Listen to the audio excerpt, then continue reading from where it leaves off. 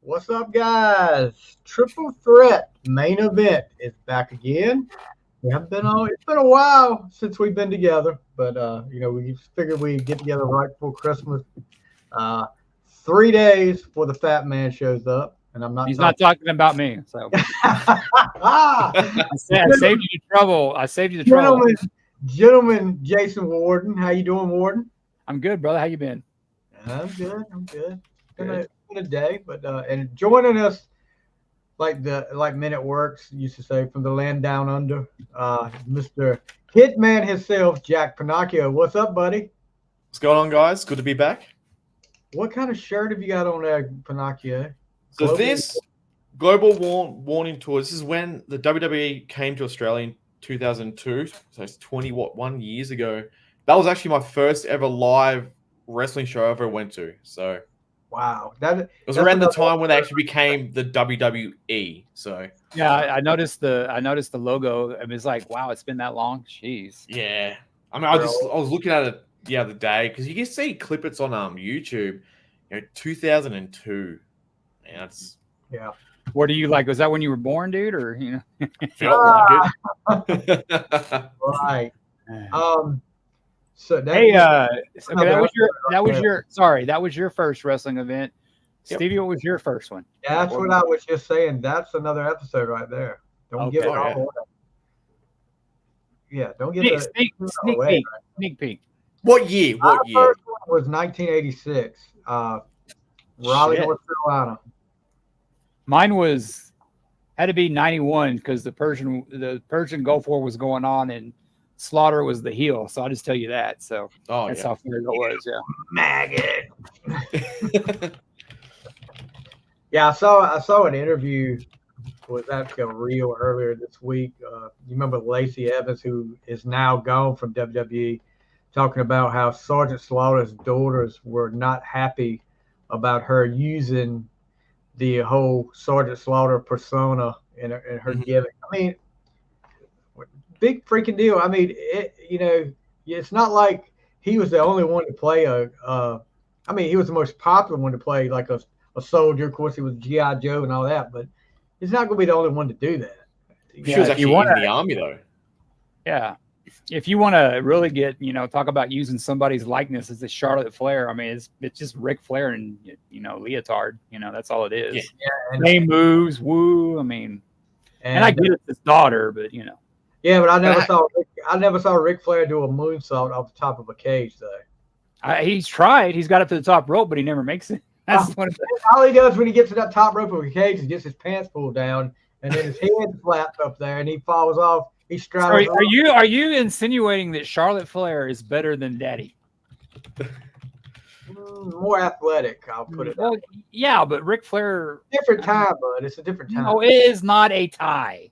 It is not a tie. Listen, I'm speaking English. A different time.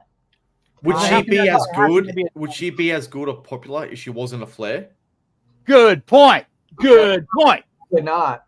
Probably not. She wouldn't be. She wouldn't have gotten to put, like it or not. And no matter, she is one of them that has never tried to avoid who her family is. Some of them don't want to get that push because of family. And Charlotte done that from the start. I mean, she's no David Flair, dude. Come on, you just, I mean, it's just the talent in that family is just, just proves it doesn't always trickle down. That dude was god awful, and how he. I mean, she's good, but I just wish she'd had something of her own. That's all I'm saying. She's very good. David. I mean, he was with Stacy Keibler. That should have got him in the Hall of Fame just for that. Wow. No, just knowing that he dated her, which he did, should have got him into the Hall of Fame. Unanimous decision, dude. For tagging into George that. Clooney ruined that. He ruined his chances for that because they dated. He ruined Batman too. Yeah, he did. Yeah, he did because the Val Kilmer one was actually pretty good. Yeah, he ruined Batman. And he'll admit it. He'll admit he fucked Batman. Yeah, he'll admit it. Yeah. Who were you talking about? Oh, speaking of Charlotte, bad news for Charlotte as Charlotte is out. Yeah. What they say, 9 months at least? 9 months. Oh, Yeah. wow. Yeah. Oh, wow. It was 6, and then they pushed it out to 9. Sounds kind of 9 months. That sucks for her. She just came back not too long ago. Yeah. Back. Yep. So that's WrestleMania gone. That's Rumble gone. What did she do? What did she tear ACL or something? Or what did she do?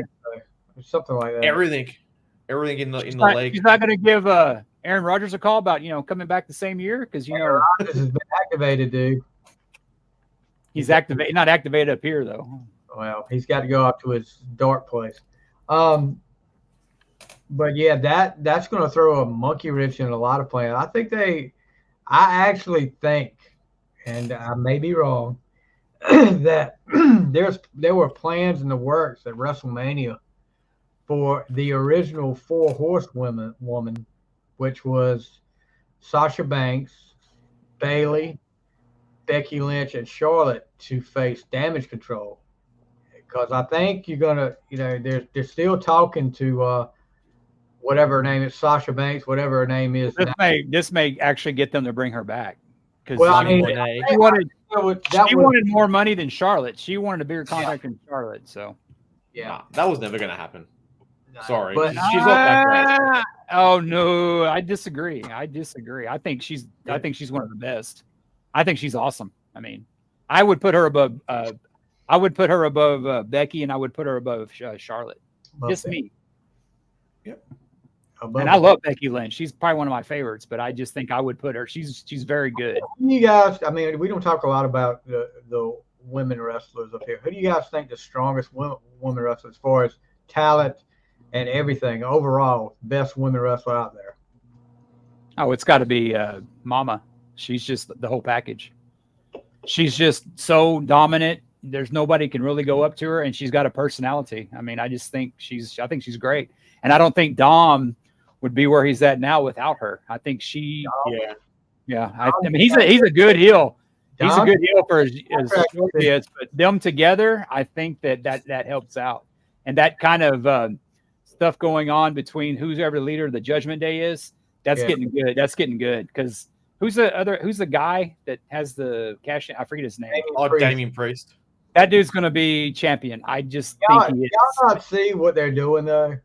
I mean, with R-Truth joining now, this is Bloodline Part 2, the sequel to Bloodline. Yeah.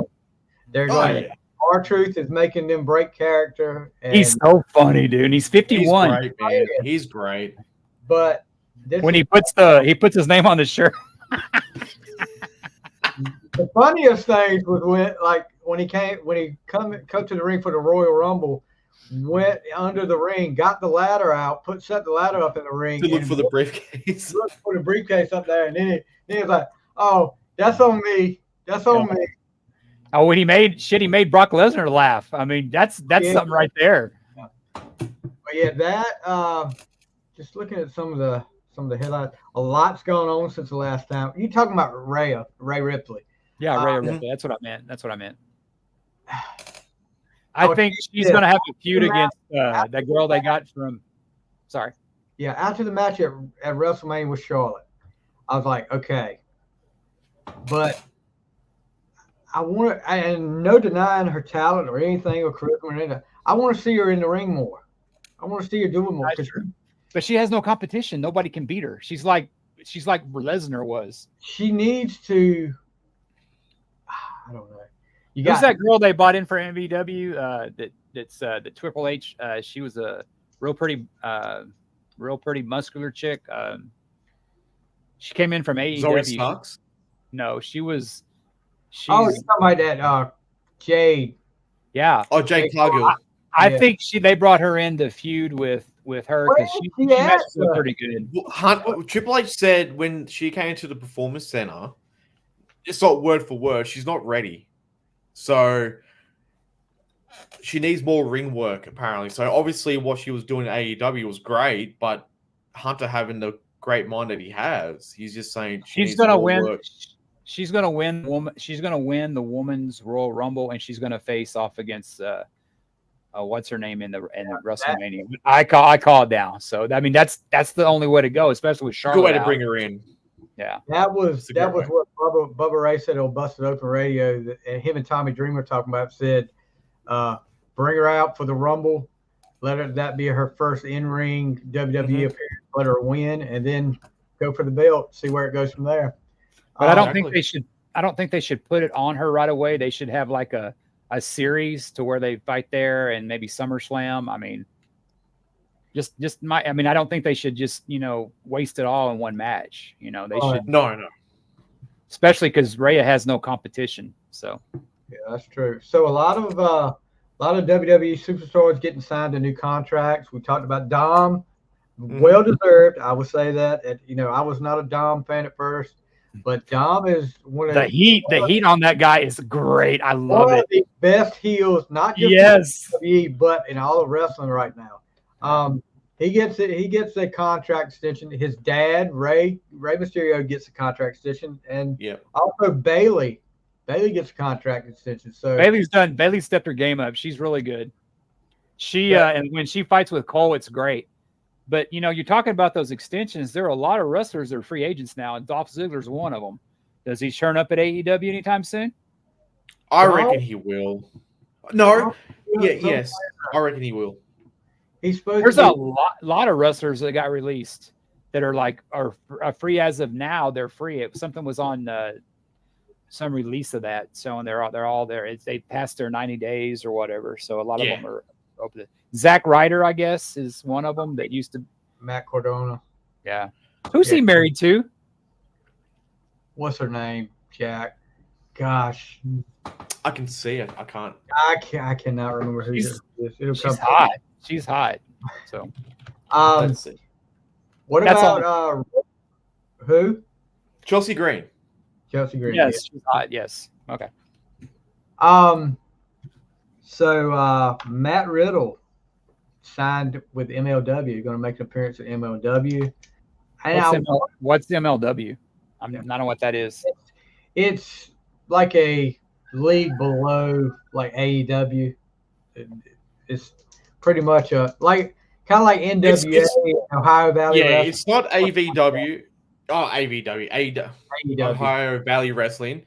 It's not WWE. It's like kind in there. It would be what you would call a minor. I don't want to say it like that, but like a. Well, everything under WWE is minor league. You got to admit that. Even because they got Jacob Fatu is in MLW, who's probably who should be in WWE, but there's like a lot of legal stuff that's going on. MLW is actually pretty good. They've got some talent there. There goes the Terry Taylor's out. Yeah, he's here.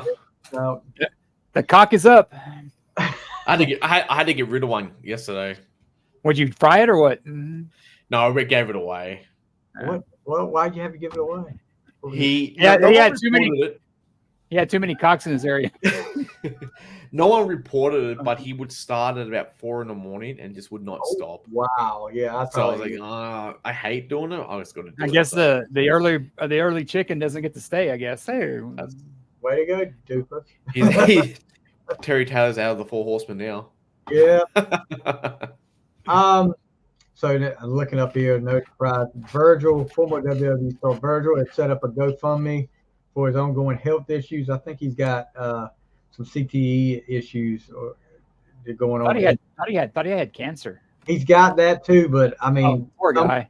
Some of the things that he says and does, it's a shame. But when you look at some of these signings that everybody goes to, conventions and stuff, and he's over there and nobody's going to his table. I think I actually made fun of him one time at an event. But you did? Scott Hall. Oh, well, figures. What is wrong with them headphones tonight? I don't know. I just hear this Southern accent I can't get out of my head. You know, and talking about Virgil, all I can say is, dude, don't let any DiBiase handle any of your money. You know, good point. He'll take it. Just stay away from that. You know. Yeah.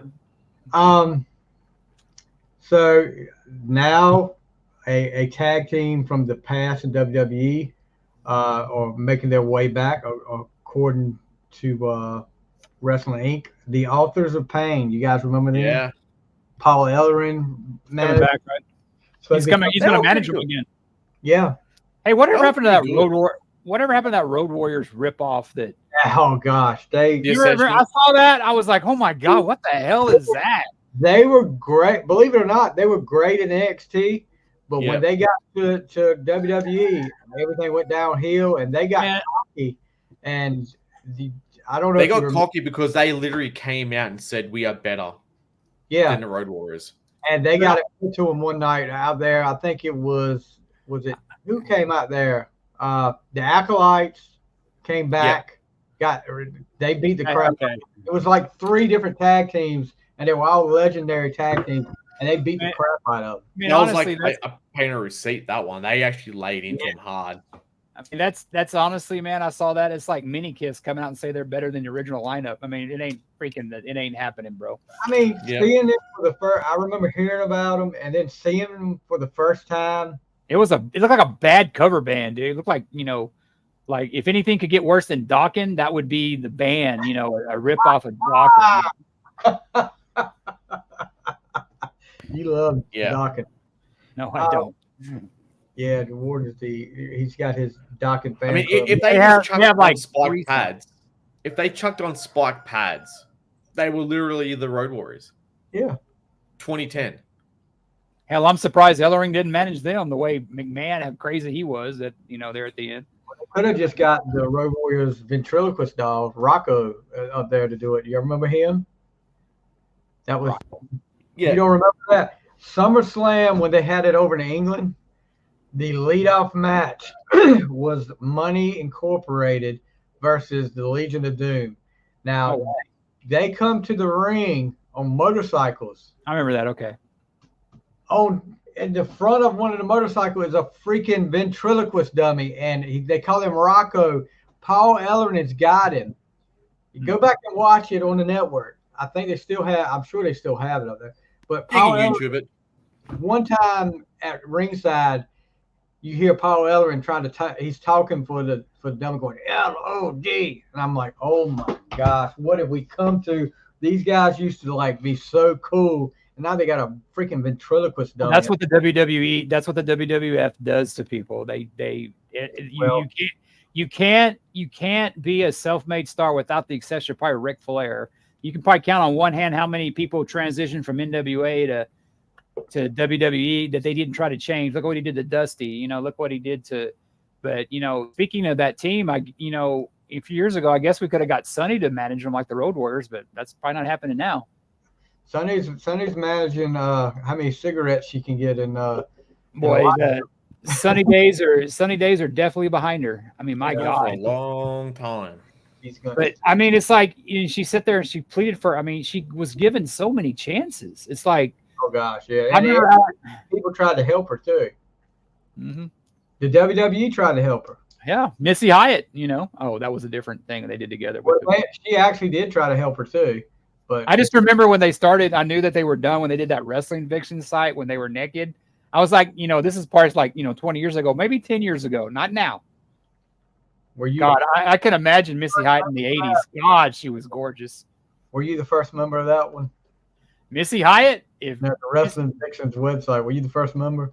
No, I waited till it got free. It got hacked and it got the passwords went out there. That's when I did. I just make sure Lars wasn't looking for me. I hear you. So also some big news coming out of the last pay-per-view? The War Game, after the War Games match, of course, Randy Orton comes back. And Cody and is it Jay? I can't remember. It was Jay Uso, wasn't it? Yeah, Jimmy's with the Roman still. Yeah. Jay, Cody, Randy. Who were the other two? Sammy. And, was that it? I feel like there was one Cody, more. Sammy, Uso, Randy. Well, I'm on mind blank now. Because I'm thinking that anyway, they Oh, get was the it win. Kevin Owens? No, Kevin Owens No, he wasn't there. wasn't on there. He wasn't in that match. I literally can't. I'm having a mind blank. So yeah. Yeah, my mind's going blank too. But anyway, they get the win. Randy Orton's in the ring, celebrate this comeback and all this. And WWE is, the Michael Cole is like, okay, great matches, blah blah. He's doing all that little spiel, and they actually go to the screen where they're showing WWE 2023, and all of a sudden you hear the start of Cult of Personality, and here comes the short order cook, CM Punk come out. Short order cook. That's what I think it was Undertaker said. He looked. He did. Like a short order cook. He comes out. Of course, the crowd in Chicago eats it up. And looking at Seth was just overjoyed. You could see the excitement in his eyes. Yeah. So they Chicago eats it up, and then you look at these TikTok people, the people that were streaming and talking about the pay-per-view had to go. One guy started crying. I mean, he started crying over CM Punk. I'm like, I don't care who it was that come back. If Ric Flair came back and looked like he was back in the 80s, 87 Ric Flair came, I would cry. I'd be crying over it. I'd be excited, but I would be like, oh God. No, that would be Arn Anderson. That's when he would start crying. I still wouldn't do that. What a F you to Randy Orton. I had never liked CM Punk. I think he's a freaking cancer in the locker room. He's an ass. I mean, it's like, that's why Seth went so nuts. And I don't think that was that should have been Randy's return, man. He came back after 18 months. They could have didn't leave the company on bad terms. It was an injury.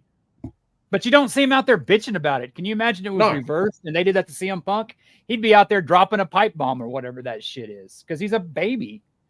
Well, they could have done Punk's return on Raw the next night, but they weren't in Chicago. That's why they did in Chicago. That's true too. But I like you, Worden. I've never seen the whole infatuation with him. He's a good talker, but there is no bigger fan of CM Punk in the world than CM Punk. Yeah, and the first thing I said when it happened, and I posted, was good for business now. Yeah. Check back with me in 6 months, and let's see how he is then. But he's saying all the right things now, coming out and apologizing, and he always does that when he comes back. What I'm saying, he took a shot at AEW the other night in an interview, but it is what it is. They're looking at getting as many superstars as they can to try to make this the biggest WrestleMania. Well, it's a different company now. The old man's not there anymore. If the old man would have been there, he wouldn't have come back. But now, I mean, Triple H is in charge, but he's being told. I mean, he probably has a leash, a long leash. He's probably not over in the microscope like before. But if McMahon was still there, I don't think this would happen. But Bella or whoever owns UFC or whatever owns them, they don't care. They know they don't care. Well, I'll tell you this too. If you ever, I don't know if you guys ever do or not, after one of the pay-per-views when they had the press conferences, watch Triple H in there. And I'll tell you what, that is my favorite part of the whole thing is watching Triple H talk about what happened and stuff like that. He was like, we're not going to tell you nothing. Things weren't bad. He said, but, people have grown up. People have realized their mistakes. He was saying everything you're supposed to say right now. It wasn't like he was going to say, I don't want him to be here, but we were doing it for the money. We're doing it for ratings. But, I think the talent deserve better, especially a guy like Rollins that stepped up when Roman Reigns is out so much. He's your guy. Your main guy deserved it. And I don't think it's a work, like I said. I think he's legitimately pissed. Will he fall in line and do what he's told? Yeah, but, I mean, his reaction, and I could be falling for the whole Shawn Michaels falling in the ring thing. But I think he was legitimately pissed, I think supposedly the talent didn't know about it, and there's good reason why they didn't know it. You may have had a mutiny if that would have happened. Yeah, I'm not excited about it or anything like that. I mean, But he was held back by Michael Cole when that happened. No yeah, other wrestlers was trying to hold back Seth, and I think that's the illusion that because there's a video someone did of Michael Cole, him counting down, like he knew. Corey Graves had a bad look on his face. I don't think he knew. I don't think Michael Cole knew. I think his reaction was genuine. well, if he was counting it down, then he knew. Oh, he was. I didn't see that. But Yeah. Corey Graves may not have known then, maybe. Because you hear him going, you don't hear it. You see he's like going, and Oh, then really? he does this, and you hear the whatever it is. But I don't think Seth knew though. No, because I reckon if he did, Seth probably would have done something. I don't think he knew. Maybe he knew he. I think he probably it might happen, but yes, I don't think he knew for sure. Well, hell, when they were here last year in San Antonio for the Royal Rumble, I saw like they asked him about CM Punk way before he was still in AEW, and he didn't hold back. So if he knew, then he's very good at acting. If he hates CM Punk, he's better at hiding it than a lot of them are. So I don't think there's many. There's a few there that get along with Punk, but I think there's a good amount that don't like him and or very. They had those meetings. They had to make sure Jericho was fine with an AEW because Jericho. I mean, he's an older statesman. The locker room respects Jericho because Jericho is older. He's not a prima donna. Yeah, he was their first champion, but he's willing to put guys over. I don't think CM Punk. I mean, when that shit he had with who's the Cowboy or whatever, I think that shit was legit. Oh yeah, it was. Oh, with Hangman Page, yeah. Yeah, because that the owner of AEW, he doesn't have a good poker face like Triple H. He doesn't hide it well. He generally looks surprised, and I think it's inexperience. I mean, Triple H is better at it. Triple H knows what's best for biz, like you said, Stevie. And I agree with you. In the long run, he'll end up burning his bridges again. And this is his last shot, so maybe he won't. Who knows? Well, he claims he's changed, so we'll see. So tonight, actually, the Rooster agrees. Yeah, in the United States tonight, the premiere of the Iron Claw, the movie about the Von Erich wrestling family, and I mean, no coincidence. AEW brings out Kevin Von Erich's kids to one of the events, and Kevin Von Erich makes an appearance and actually puts the Iron Claw. I forgot who it was he put it on, but good move by AEW, I guess, to kind of get that out there that they were.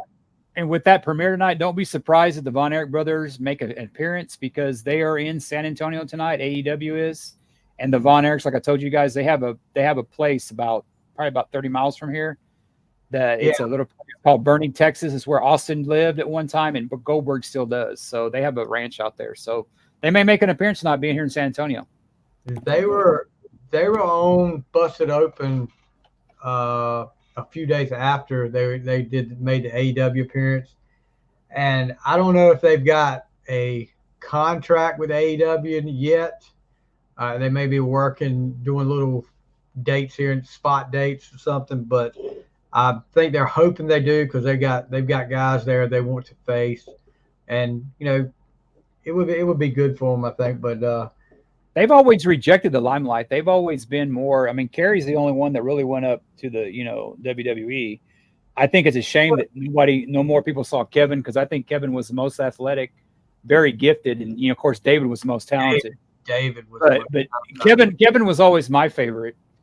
But it's like Kerry was just. I mean, it's just he had his demons. Yeah, but man. If Kerry wouldn't have done that, and if people could have seen Kevin and David, I mean, they would have been well. Knowing the WWE, they probably would have, put a hippopotamus costume on them, I thought they were going to actually do that to him when he came up, calling him the Texas Tornado. I was like, okay, at first I was like, are you not going to acknowledge his real name? But they called him by his real name. And I mean, he was there no time before they put the Intercontinental belt on him. Let him be Mr. Perfect. So that they really Kerry had the look. He just had the look what Vince wanted. Yeah. He had that ultimate. Not great on the mic.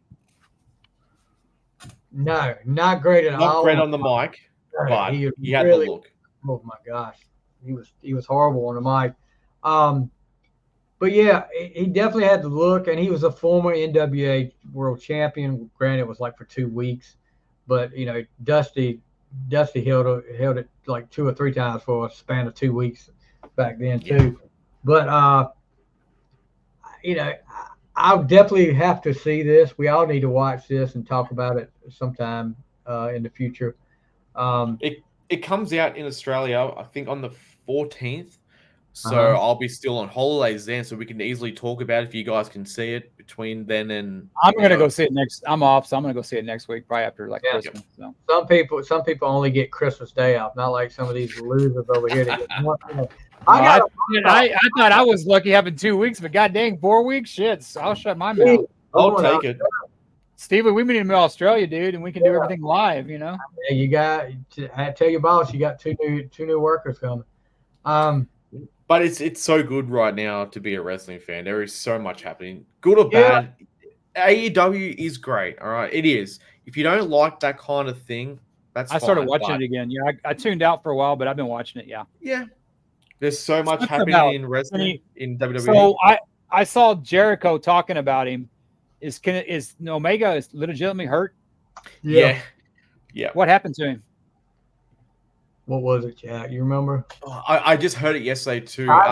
It's what Lesnar had when he was in UFC. Flythe or Yes. So with that, there's a little bit of stuff happening. So that Kenny Omega has the F5 finisher in the game, but they can't call it the F5 because I think WWE owns it. Yeah, of course they do. So they call it the disease that he has. And now they're saying maybe they're calling it that because of Brock Lesnar holding the F5 name. Now it's come back and he's actually got that disease. So now it's kind of, you've just stuffed yourself. So, but that's too bad. He's probably the most talented in that roster. He's very good. I watched that one with Jericho and him a few years ago, and I watched it on YouTube. I mean, Jericho's one of my favorites anyway. He was like in my top 3. So. And I know he's not what he once was, but who the hell is? But he can still do it. I mean, you look at Just don't talk. Jericho, I think he needs a manager. Yeah, you look at Jericho and Sting. I mean, Sting's 64 now, and get ready to do his last match. But Sting was taking some shots and taking some bumps and like when he jumped off the top turnbuckle out on the floor. Sting hasn't let up. Jericho is just. Sting could have been. Sting is just. I mean, it's just a shame he never fought the Undertaker in their prime. I mean, God, can you imagine headlining WrestleMania? I bet that streak would have ended a lot sooner. But then again, look what they did to Sting at WrestleMania. So what am I talking about? See, even if Sting came back and they did Taker and Sting now, just say it won't mean anything. Because no, I'm just saying it. That match is going to mean nothing now because Taker's lost at WrestleMania. You know what I mean? It doesn't matter to me now if he came back and goes, I'm just hypothetically saying. Yeah, I got you. Okay. The idea of it is gone now. That's one of the biggest things that WWE dropped the ball on. But you can go back, and I don't know if video of this exists, but I know there's pictures. Sting versus The Undertaker did happen. The red, was that the mask on or whatever? CW, he was Mean Mark Callis. But he also wrestled. He had a red mask on at one time. Yeah, that was in Texas. That was down your way. Yeah, that's right. He was in World Class. That's right. Yeah, he had a couple of different gimmicks down there. Master of Pain, I think, was one of them. And then he had, was it Big Red, like chewing gum? Big Red, yeah, Big Red. That's what it was. But I wonder why they called him that. I had speaking of Undertaker, I had my ex roommate. Remember when the Undertaker fought the Undertaker at WrestleMania or whatever? Brian Lee, primetime Brian Lee. My buddy, roommate tried to tell me, and he was an Undertaker guy. I was never really an Undertaker guy. Of course, I like him now because he's a Dallas Cowboy fan and a Longhorn. But he told me that they switched him. I'm like, there's no freaking way. I remember watching him in World Class. It's the same Mike what's his name? Mark Holloway or whatever. It's the same. They weren't changed. They like Sting, when they had the fake Sting. So Barry Windham and Sting. I mean, I remember when all that went on, but the thing was, all that build up to it, and then it was just over, just like that. Mm. I mean, after SummerSlam, it was like he's gone. I mean, but I think they had tested a lot, like at house shows and stuff, and the people were like, "This is stupid." The Undertaker's best matches were against Shawn Michaels and those two back to back, and Triple H. Those were like his three best matches because they had such good chemistry that the other ones were just squash matches. And also the Undertaker when he fought Yokozuna, those were good matches because you're friends with somebody, you're going to get shit done. It's like the Freebirds and the Von Erichs. That feud was so good because they were all buddies. Yeah, that's another thing we can talk about in a future show. Favorite feuds over the years. Me versus Stevie, That's an ongoing. That's ongoing. That'll never end. Gentlemen, Jason Worden. You're gonna end up like what happened though with Chris Adams? Did he get? He got killed in a poker game. He was in a poker game and he started shoving his mouth out to somebody. I think somebody stabbed him or shot him. Yeah, I think he got killed in a poker game or he fell in with a bad crowd. Him and Gino didn't end well. Gino got killed by the mob, evidently. That's what they say. And then Chris had lost in a poker game or something. Maybe I don't know if Ace was there, during Destroyer sessions. Oh, sorry, another Ace shot. Sorry, wrong podcast. Wow. Death. This is no. You're wrong about that. He got killed somehow. I know that he's dead. You're right. He was fatally shot in the chest with a .38 caliber handgun during a drunken brawl with a friend. Yeah. William Brent Bure Parnell at his home. I can't say that name. 46 years old. Self-defense was claimed and the gun owner was acquitted of all charges. Where was it? Texas? That sounds about right. Yeah, it was in Texas. Following his death, Stone Cold Steve Austin stated, "I'm sorry he got killed. The guy did not have good karma." And that's after Stone Cold took his wife. Yeah, and that same wife gave him his nickname. You need to have you need to drink your tea. It's getting stone cold. How many times has Stone Cold been married? I think 3 or 4. They had a thing here in San Antonio when he lived with Deborah. They had a domestic dispute, I guess, and they held him for a while. She didn't press charges eventually, but I used to see them all the time at the gym, and he lived down here. His hand slipped and she fell into it by accident. Yeah. Another Tommy Lee, I guess, But you don't hear much of that, which is strange because you hear a lot about what I guess around the time was different internet stuff. You can hit me as hard. You can hit me as hard as you want. Give me about $5 million to go away. Hell, I'll go away. That's all it takes, Stevie. Make me go away. $5 million. That's my price. I'm gonna start a GoFundMe real quick. Yeah, me, Worden and Virgil out there. Austin is on his 4th wife. So. Yeah, but I listened to his podcast when he used to have his own off WWE, and he said the thing about her is that she had no idea who he was because he'd been retired for a while. But hey man, don't be talking about my number 1 wrestler of all time, Austin. Where does he live now? It's not. He lives Victoria, Texas, he had a place down here called Tilden, which is pretty much all desert, with a few trees. He sold that, then he moved to California. Now I think they live in Arizona because he does like a lot of movie roles out there. His wife's from California, so he sold his place down here. It's nothing but there's so much drought down here that I don't blame him. If I had the money, I'd move up there. I'd move to Arizona too. I love the desert. So CJ Perry, better known as Lana from WWE. She's an AEW now, Miro's wife, hospitalized with a terrible infection that required surgery Oh shit! She's gone home now, but look, they thought one time she was going to lose like fingers because her finger was like black. wow. That's what. Yeah, it started from a cut in the finger. Yeah, it was terrible. It looked terrible. It's probably sepsis. She was actually saying, "You guys need to really pray for me. I don't know if I'm going to make it through this or not." But yeah, so hopefully she's better now. She's home. They're saying she's home, so she must be better. That's another guy that I like. What's his name? Does it go by Miro? He's one of my when he was Miro. I liked him. I liked him a lot. Yeah, he's just another guy that just didn't. They didn't use WWE didn't use him to his full potential. Well, they gave him such a big push at first, and then it was just like, oh well, where you at? He had one of the best WrestleMania entrances coming in a tank. Yeah. Only to lose to Cena, like after all, and that was at the kind of the start of the decline, in my opinion, for him. But but he got married to her. WrestleMania, Hollywood, you can't lose to Russia. No.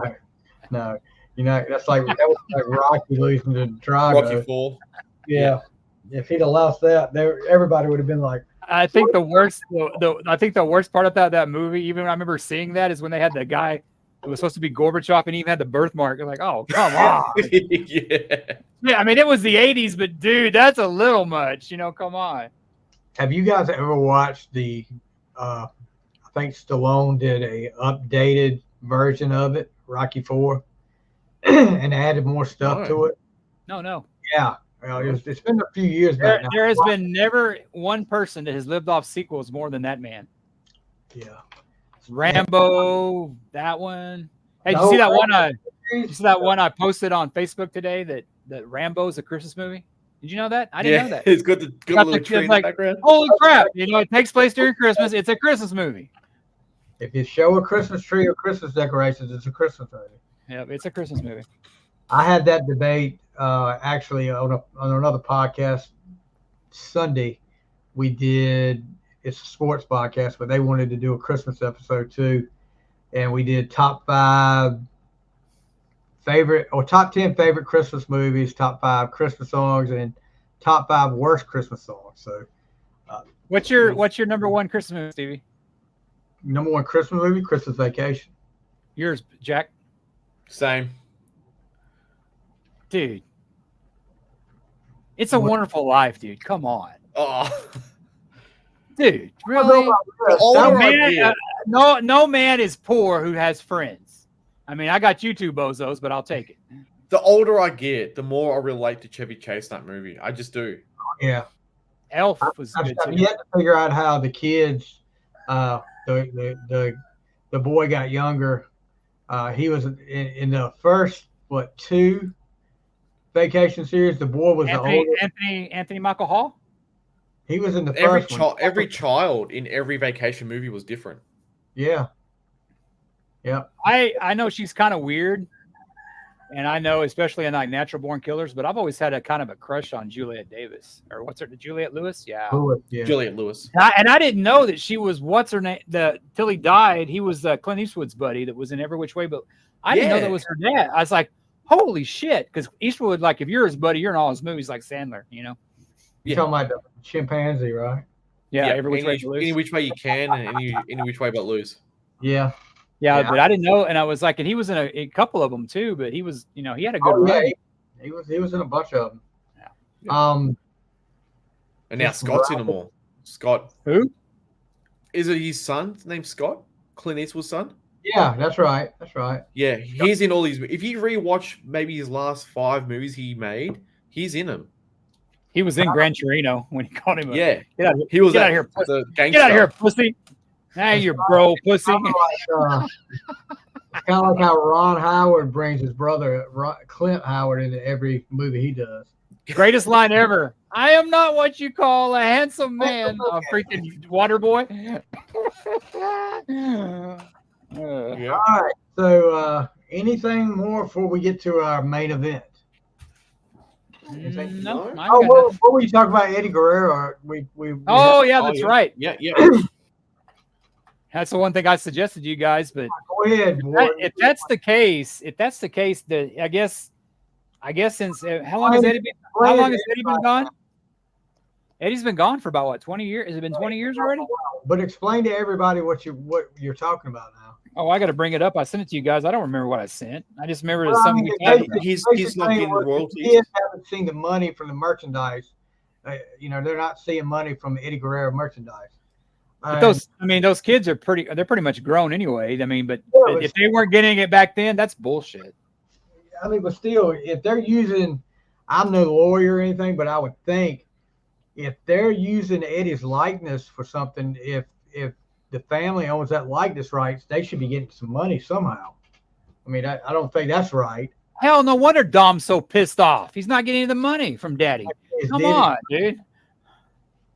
And there's also a thing I saw from today from Mike Rotunda was saying that on a good point, we've got to bash WWE, but they're saying that they put what his son, I forget his name.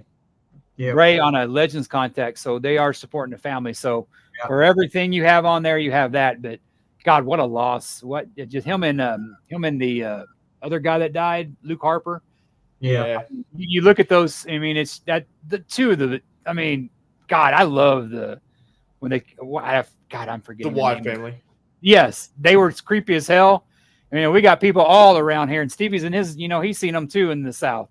A lot of people look like that. I'm trying to get the beard that way, so you're going to see me, pretty soon. Luke Harper's death, man, it still gets me. I don't know why it's his, but I don't know. Like, you watch his videos, and he's always happy. He's always smiling. I think that's why, like, such a big. He reminded me of Bruiser Brody in a way, and just the way he looked and the way he brought. I think that's why his son's called Brody.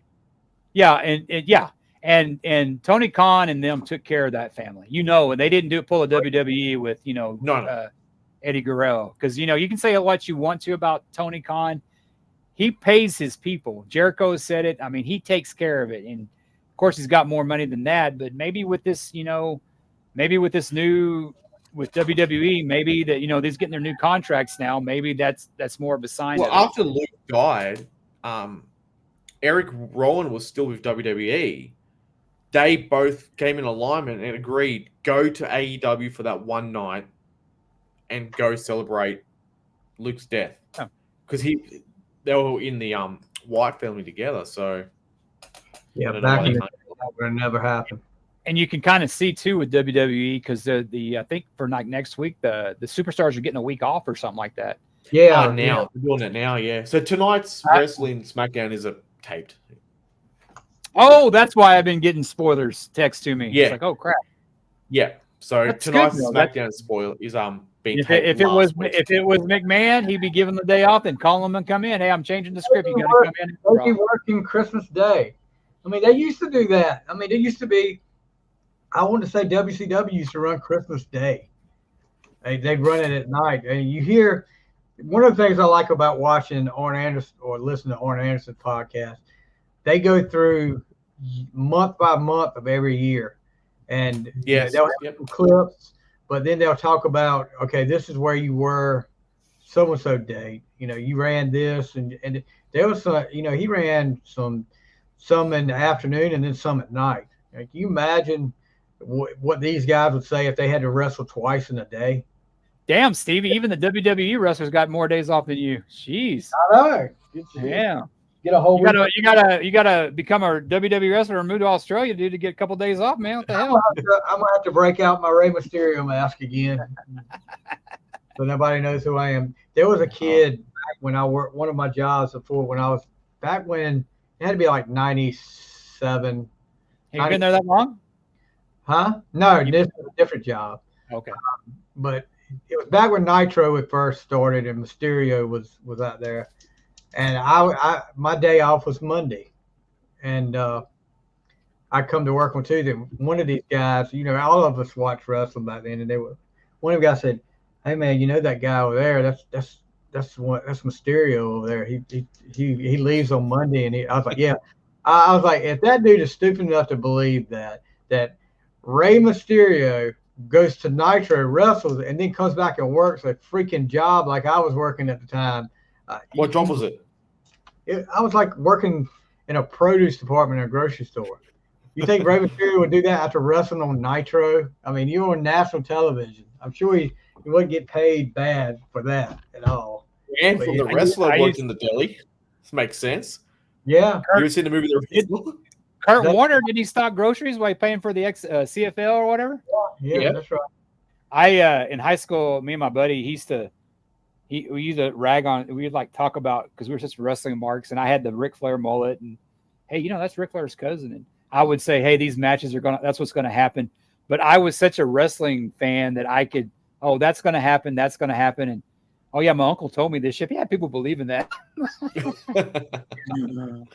No wonder people get scammed out of millions of dollars. People are so gullible.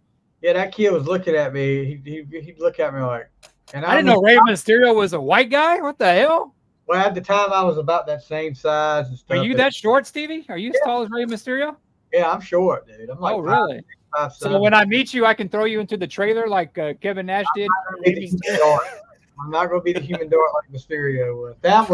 Look, I fell to the floor laughing the night that happened. When the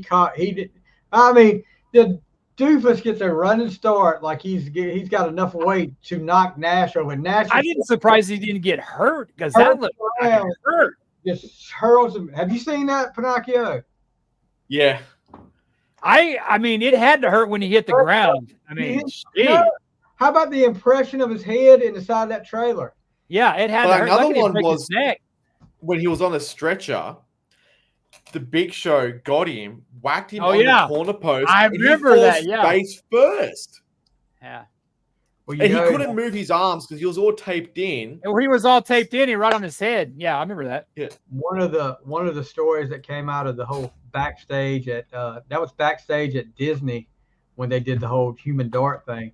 One of the stories that came out of there, people called the fire department, the rescue squads, and the fire department. That was real when they came out there, and Jimmy Hart was just telling them like, play along with it, go along with it. This is good TV right here. So he's a tough little son of a bitch, man. Rey Mysterio. Yeah, I mean, he's tough. He's got to be. I mean, his age, he's not a young man, and he's still good. Ray. He's not much younger than us, Stevie. I don't think. When he was on Nitro, I mean, that tells you right there how many guys are on Nitro besides. And he started. Jericho. He actually lied about his age so he could wrestle. How old is he? That's what I'm looking right now. He was born in 54, so he's 51. So he's my age. Shit, I would have been like, I need an insurance claim. Oh, no. 49. Yeah, he's about as old as we are. No, he's right there with me though. He's not far behind me. He's got a ways to go to catch. Are you talking in height or are you talking in age? Okay, both. I mean, let's see.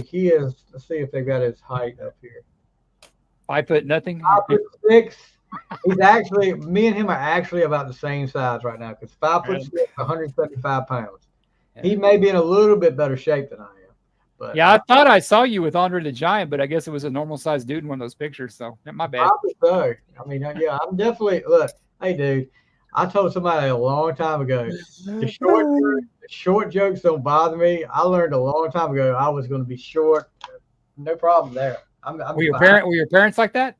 My mom is really short. Yeah. I see my dad and his wife my brother was like 6'3". He was taller than me, and my dad was short and his wife was short. I was like, wow, yeah. Sometimes you get tall, but sometimes you don't. So yeah. Sometimes I told you, Jack. I don't do feet or inches. I'm about 174 centimeters. What does that mean? Whatever that is. I don't know. What does that mean? I don't know. What are you using, the metric system or something, dude? Come on. I think it's about 5'6", 5'7", maybe. You're all the same size. Wow. Hold on. Man, it's about 174 centimeters. You're 5'7". There you go. We gotta do a show on midgets. Huh. Do y'all go about pounds on how much? Hey, now don't be talking about pounds now. No, we go by kilos. So I'm about 86 kilos. He's freaking. Y'all go by Nikita Koloff stuff. I remember the first time I heard that was Nikita Koloff. About 85, 86 kilos now. Kilos. Hey man, when you talk about South Texas and you talk about kilos, that's a whole different meaning. Dude is like 190 pounds. You're getting when you talk about kilos down in Texas, you're talking about Pablo Escobar territory. Come on, man. Yeah. All right. So now that we've rambled on for an hour, we get to Ramble on. Oh, not the Zeppelin Chronicles. My bad. I'm a Led Zeppelin fan. You're not a Led Zeppelin fan? I like their stuff, but I'm not a big fan. Yeah, but you like Journey, so there you go. Nothing And wrong Dawkins. Ain't nothing good about it either. Rocking with Dawkins. I saw that somebody posted that on that page. No, it was somebody. It was somebody that said that I saw some comedian one time. You'll be rocking with Dawkins, and the guy's like, "No, you're going to be sucking with Dawkins." You know, I know we're getting off the wrestling. It's your show. You don't care. You know that he made the comment in an interview a couple weeks ago. He didn't know who would play him in their biopic when they had. I was like, what the? You think they're going to do a movie about Dawkins? Don Dawkins. He is just. You would probably make it. You like him so much. There's not going to be a Dawkins movie. That should tell you something right there. He's I mean, hell, you can say what you want to about Kiss. At least they got spinning gold. Yeah, and what happened to the whole Kiss biopic that was supposed to happen? I know there was supposed to be like, you know, Netflix there. It's coming out in 2027, didn't you see? Oh, is that going to be when Dubai comes out too? Well, probably. No, they couldn't get the makeup permission from Ace since he still owns it. Do you know? I don't know if y'all got it or not. The Lick It Up reissued the anniversary set with. I got it. When did you get yours? I haven't got it. I just got an email saying it's on its way. When did you order it? God, I forgot I ordered it. Shit, by about August, September. You know that thing came out, was released December the 8th. So it's in record stores? It's everywhere. I just got but they only made 3,000 of them, didn't they? Well, I mean, the people that ordered it on, you ordered on Kiss Online? Of course. I didn't listen to my boy Branvold, so. Who? Yeah, that guy too. Anyway, I just got mine. You know, it was pre-ordered like the day it came out, they announced and everything. That was like August or September, wasn't it? I pre-ordered it and I just got it. Don't open it. Only 3,000 made. Yeah, 2 weeks, and I got the hoodie too. I got a different hoodie. I got the two guitars. I didn't get there was some I had to like through it a certain way. I got a different kind of hoodie. The World Tour. No, I got the one with the two guitars. Yeah. I got the one with the two guitars. I didn't want to buy that because I didn't want a Creatures thing because that's a Creatures tank and it just didn't mean the same. Yeah, it's actually 3. So what's in it? It's 3 in here. It's the actual. It's like yeah. It's actually the regular album, and then you got like artwork. 245 albums. It's the Lick It Up single, which had Not for the Innocent, I Still Love You on the other side. And then All Hell Is Breaking You Loose had Young and Wasted on the other side, which that's pretty cool. It's a good single. Yeah. So is that the recent box set like I did for Creatures and Destroy? No, or the same completely? No. It's not a box set. Like, it's a special edition. Yeah. Okay. Creatures one, if that's still out there and you can get it, definitely. I got the Destroyer one. Yeah, it's just as good. The Destroyer one's better than Creatures, but it's still good. I got the Destroyer one, but I didn't open it. It's over there on the. Yeah, I mean, I opened it. I was going to look at see all that stuff in there. There's a ton of stuff in the Destroyer one, but Creatures has got right much stuff in there too, and so everything always goes back to Kiss. Yep. How do you tie Kiss into this episode? You always do it. Kiss had managers. This is the top 5 favorite managers. There you go. Doc McGee, Mr. Magoo. Well, you know, I was sitting here thinking about it the other night when the whole thing ended, and we still haven't heard what Paul said to him after Doc gave the interview to Sink and Stanley that time. I wonder how that went. I'd love to. You remember that when he said? I don't think anything happened. I think Paul's checked out. I don't think he cares. Yeah, but he said he confirmed the backing track. And I let me tell you something. That dude's annoying. It was funny the first it 200 times you hear it. It's kind of like what you were saying about the Ace thing. It's like, okay, give it a rest. Exactly. The whole Sink and Stanley thing was. Now listen. If he left it at the very first 5 or so things, it was funny. It was so funny because it was around the time of Paul doing his pandemic Paul stuff. He is the troll. He can't help himself. And we were talking about trolls earlier. They just can't help themselves, whether it's politics, music, anything. They just always got to be out there and give their opinion because it's important for people to hear. Just like us wrestling fans. Exactly. Well, this is all 4 listeners hear this stuff, Hey, we got 5 now, I think we actually picked up somebody overseas. Oh, maybe that was Pinocchio. That was Pinocchio watching us. Oh shit! Okay, there goes it, man. He don't count since he's on the show. Yeah, but tonight, the main event tonight, like you saw in the intro, is our top 5 favorite wrestling managers of all time. Back in the day, you don't really see a whole lot of managers now like you did back in the day. You used to be. You had some bad ones. Not every manager was good. I don't know, and I'm sure Worden remembers. I don't know if Pinocchio remembers a guy named Paul Jones. Manny Fernandez and who was the other guy? Rick Rude, right? Rick Rude. But he had. This is how bad it was back then with Paul Jones.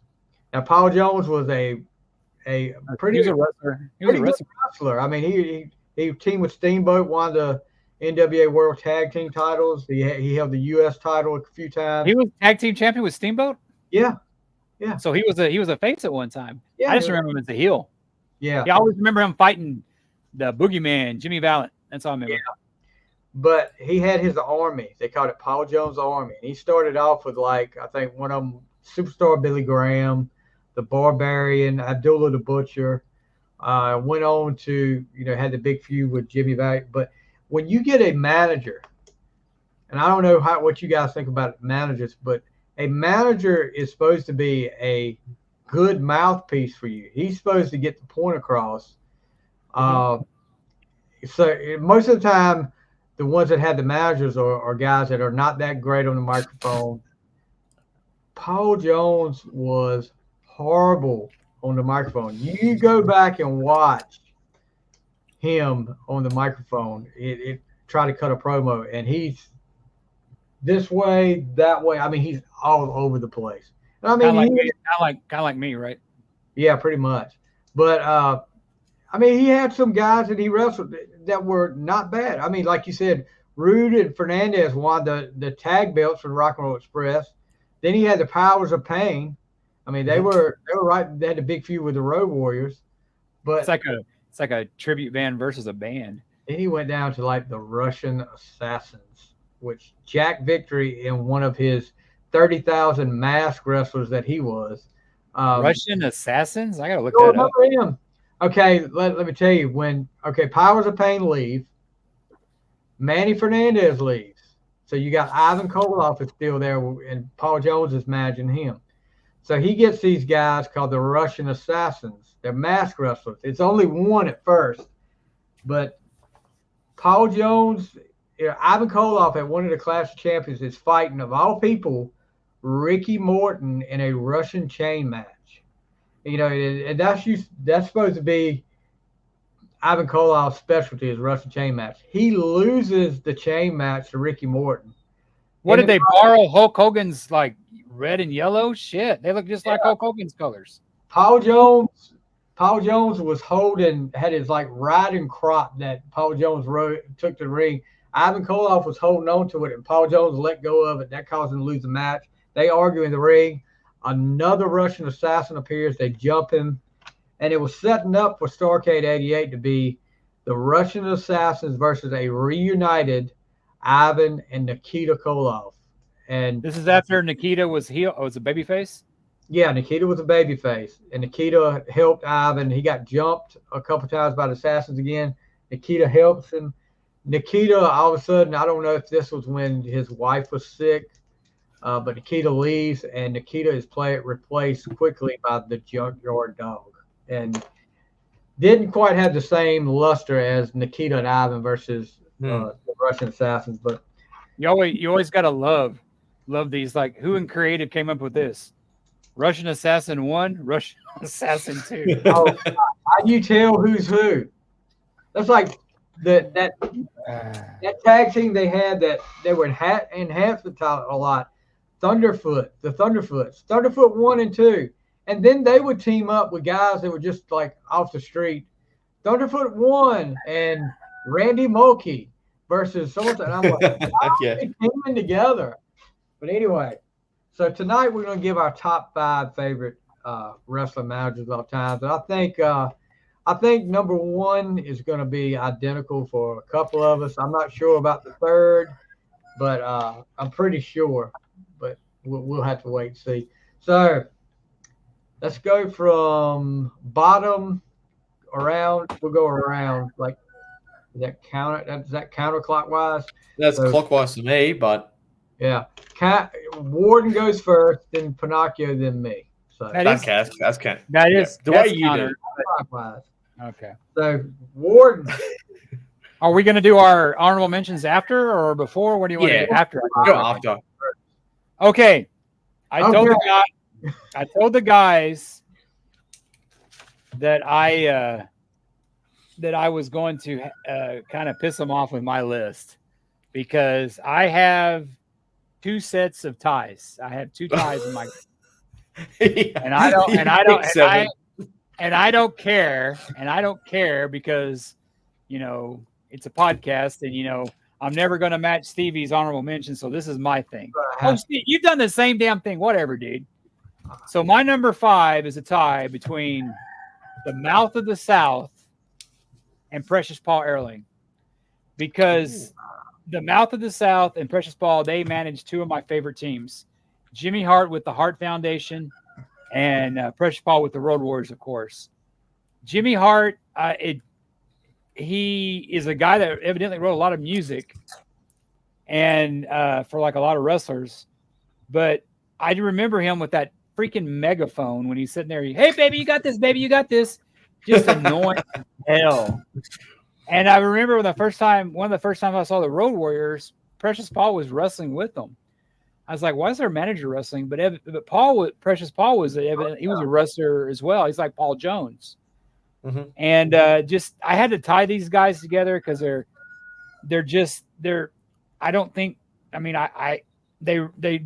represent 2 of my favorite teams. And so I had to give them a tie. So sue me, Stevie, and my termination letter and the thing, but I had to put these 2 ties. So that's my first of 2 ties. So I'll go ahead and Paul Ellering didn't make my list. Blasphemy. Paul Ellering, not only a wrestler, but a big time power lifter. And a smart guy. They used to talk about it. He was not just a manager to be on screen with him. He used to make all the arrangements for him. He used to handle their money. He was a manager in all senses of the word. Yeah, manager, in and outside of the ring. But yeah, it's great manager. He always used to. I don't think it was the Wall Street Journal he used to have on because. You'd see that as a kid. Go, man, that guy knows what he's talking. He's got the Wall Street Journal in his hands. He actually competed in an Iditarod. What's that? That dog sled race in Alaska. Oh, really? Wow. Yeah, I didn't know that. And his daughter is actually Rachel Ellering. She's competing. I don't know. Yeah, I saw that. Yeah. Yeah. So I don't know where she's at now. I'll have to look that up. Parts unknown. But yeah, he like we were talking about before we went over there, managed the Road Warriors. Then he went, of course, the Legion of Doom was back in Georgia, was not just the Road Warriors. I mean, it was a whole faction. He had Jake the Snake in there. He had King Kong Bundy. I'm not sure. I'm thinking Rick Rude may have been a part of that one time. But yeah, he's had some guys, that we talked about it earlier about how a lot of times wrestlers can't talk, and they can't, they had to be the mouthpiece for their wrestlers. That wasn't the case with the Road Warriors and Ellering. They all three could talk. Yeah. Well, it was always interesting to see Hulk because you never knew what Hulk might say. Hulk talked about there's an interview out there where Hulk talks about raping Ric Flair. He was going to rape Ric Flair. Who was y'all's favorite Road Warrior? Just off topic. I would say Hulk. Hulk had more personality, and it may have been because of some other stuff, but he had more personality to me. I like Animal. I like Animal. Yeah, I was an Animal guy too, even though his son played for OU. The one thing about there was a wrestling game in the 80s that it was like a knockoff. It wasn't WWE or NWA rated, but that had a wrestler on there that was Animal, dude. And it was like, that's freaking Animal. I mean, I'm surprised they got away with that. But if that would have been WWE, they would have sued. But AEW didn't care, probably. All right, so Ellering and Hart for your number. And I'll talk about. That's for Jason's top 7. Yeah, I'll talk about Hart in a few minutes. Hey, man, I never was good in math, so hey, All right, Pinocchio, you're number 5. All right, so speaking about math, this is probably one of my favorite managers. Obviously, he's number 5. He introduced probably like one of the greatest wrestlers ever before he changed his name, and that is the $1 Million Man. He brought out the Ringmaster. So, True. So a lot of people would probably think of Ted DiBiase as a wrestler, but in his later years, he obviously became a manager. What was he bribed people. He was a heel manager. He was a great heel manager. What was the name of his faction then? Because he had a faction. Because he had Bam Bam was in there. Tatanka. Yeah. He had a few. Yeah. Nikolai Volkov was in there because they made him wear the tuxedo. He also managed NWO. Yep. Yeah. He managed the after he left the NWO, then he managed the Steiners for a little while too. And that now was you know why a lot of those NWO people were broke, because he managed their money. Oh, here we go. Here you go. Him and Brett. Oh, I won't say the name. He might sue me. Him and who? Pull a Shannon Sharp. I won't say his name. He'll sue me. Oh, I know who you are. Who you talking about now? I want to find out the name of that group he managed. Hold on, I'm looking right now. I thought I've written it down, but yeah, no, he actually managed a lot of people. Of course, he had the $1 Million belt as well. But for a lot of people who don't know, the Ringmaster actually became Stone Cold, which, yeah, you look at that persona from back then to now, two different people. So yeah, the $1 Million Corporation. That's it. Yes, he had IRS, which was Mike Rotunda, Bam Bam Bigelow, Nikolai Volkov, Kama, which was the Godfather, Papa Shango, King Kong Bundy, Psycho Sid, 1, 2, 3 Kid, X-Pac or whatever you want to call him, and then they swerved Tatanka. I always kind of wondered what Ted DiBiase. Obviously he became born again. I read his book, and half of it's like talking about that. I always wonder what he thought about when Austin did the 316, because I know back then I was, before I became a full-fledged heathen, I always thought that was, I don't know how how you don't get offended with that, because that, you talk about the ultimate Bible verse. That's John 3:16 and Austin 3:16. That would have been before Ted changed, correct? No. I think he was. I think he was actually a Christian then, because I know Jake the Snake was, and I know that Austin. I think it was just spontaneous. God, can you imagine if he came out? Jake was a Christian on screen. Yeah. Can you imagine if Austin said that now? Oh my God, they would be canceling WWE.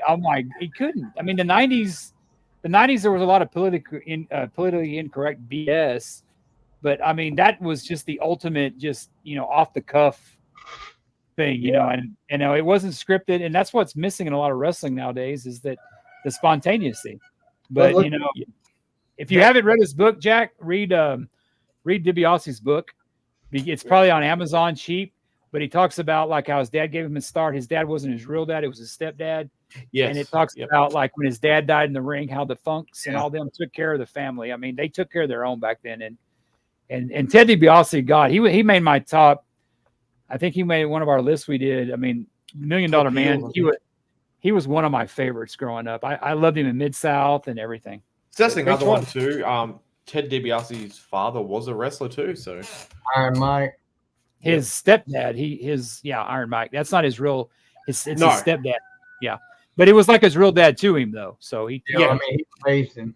It's a good read, Jack. If you like. I think he married a promoter's daughter, correct? Yeah, and she stood by him. There was a she story stood by going him when around. all that crap went on. Yeah. There's a story going around. I can't remember who it was. What promoter was it? It wasn't Jim Crockett. No. It had to be. It had to be something. It had to be in El Paso where the Funks were. They were in a car with someone, and someone said, "Take this gun away from me, because I'm going to go kill Ted because he was dating my daughter." Because he told his daughter never date the wrestlers. It was the Funk brothers with her up in El Paso. It was something to do with Dory and Terry Funk. It was that one.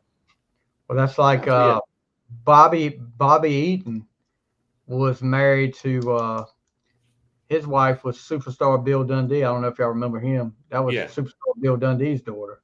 Really? I always thought Bobby Eaton was gay.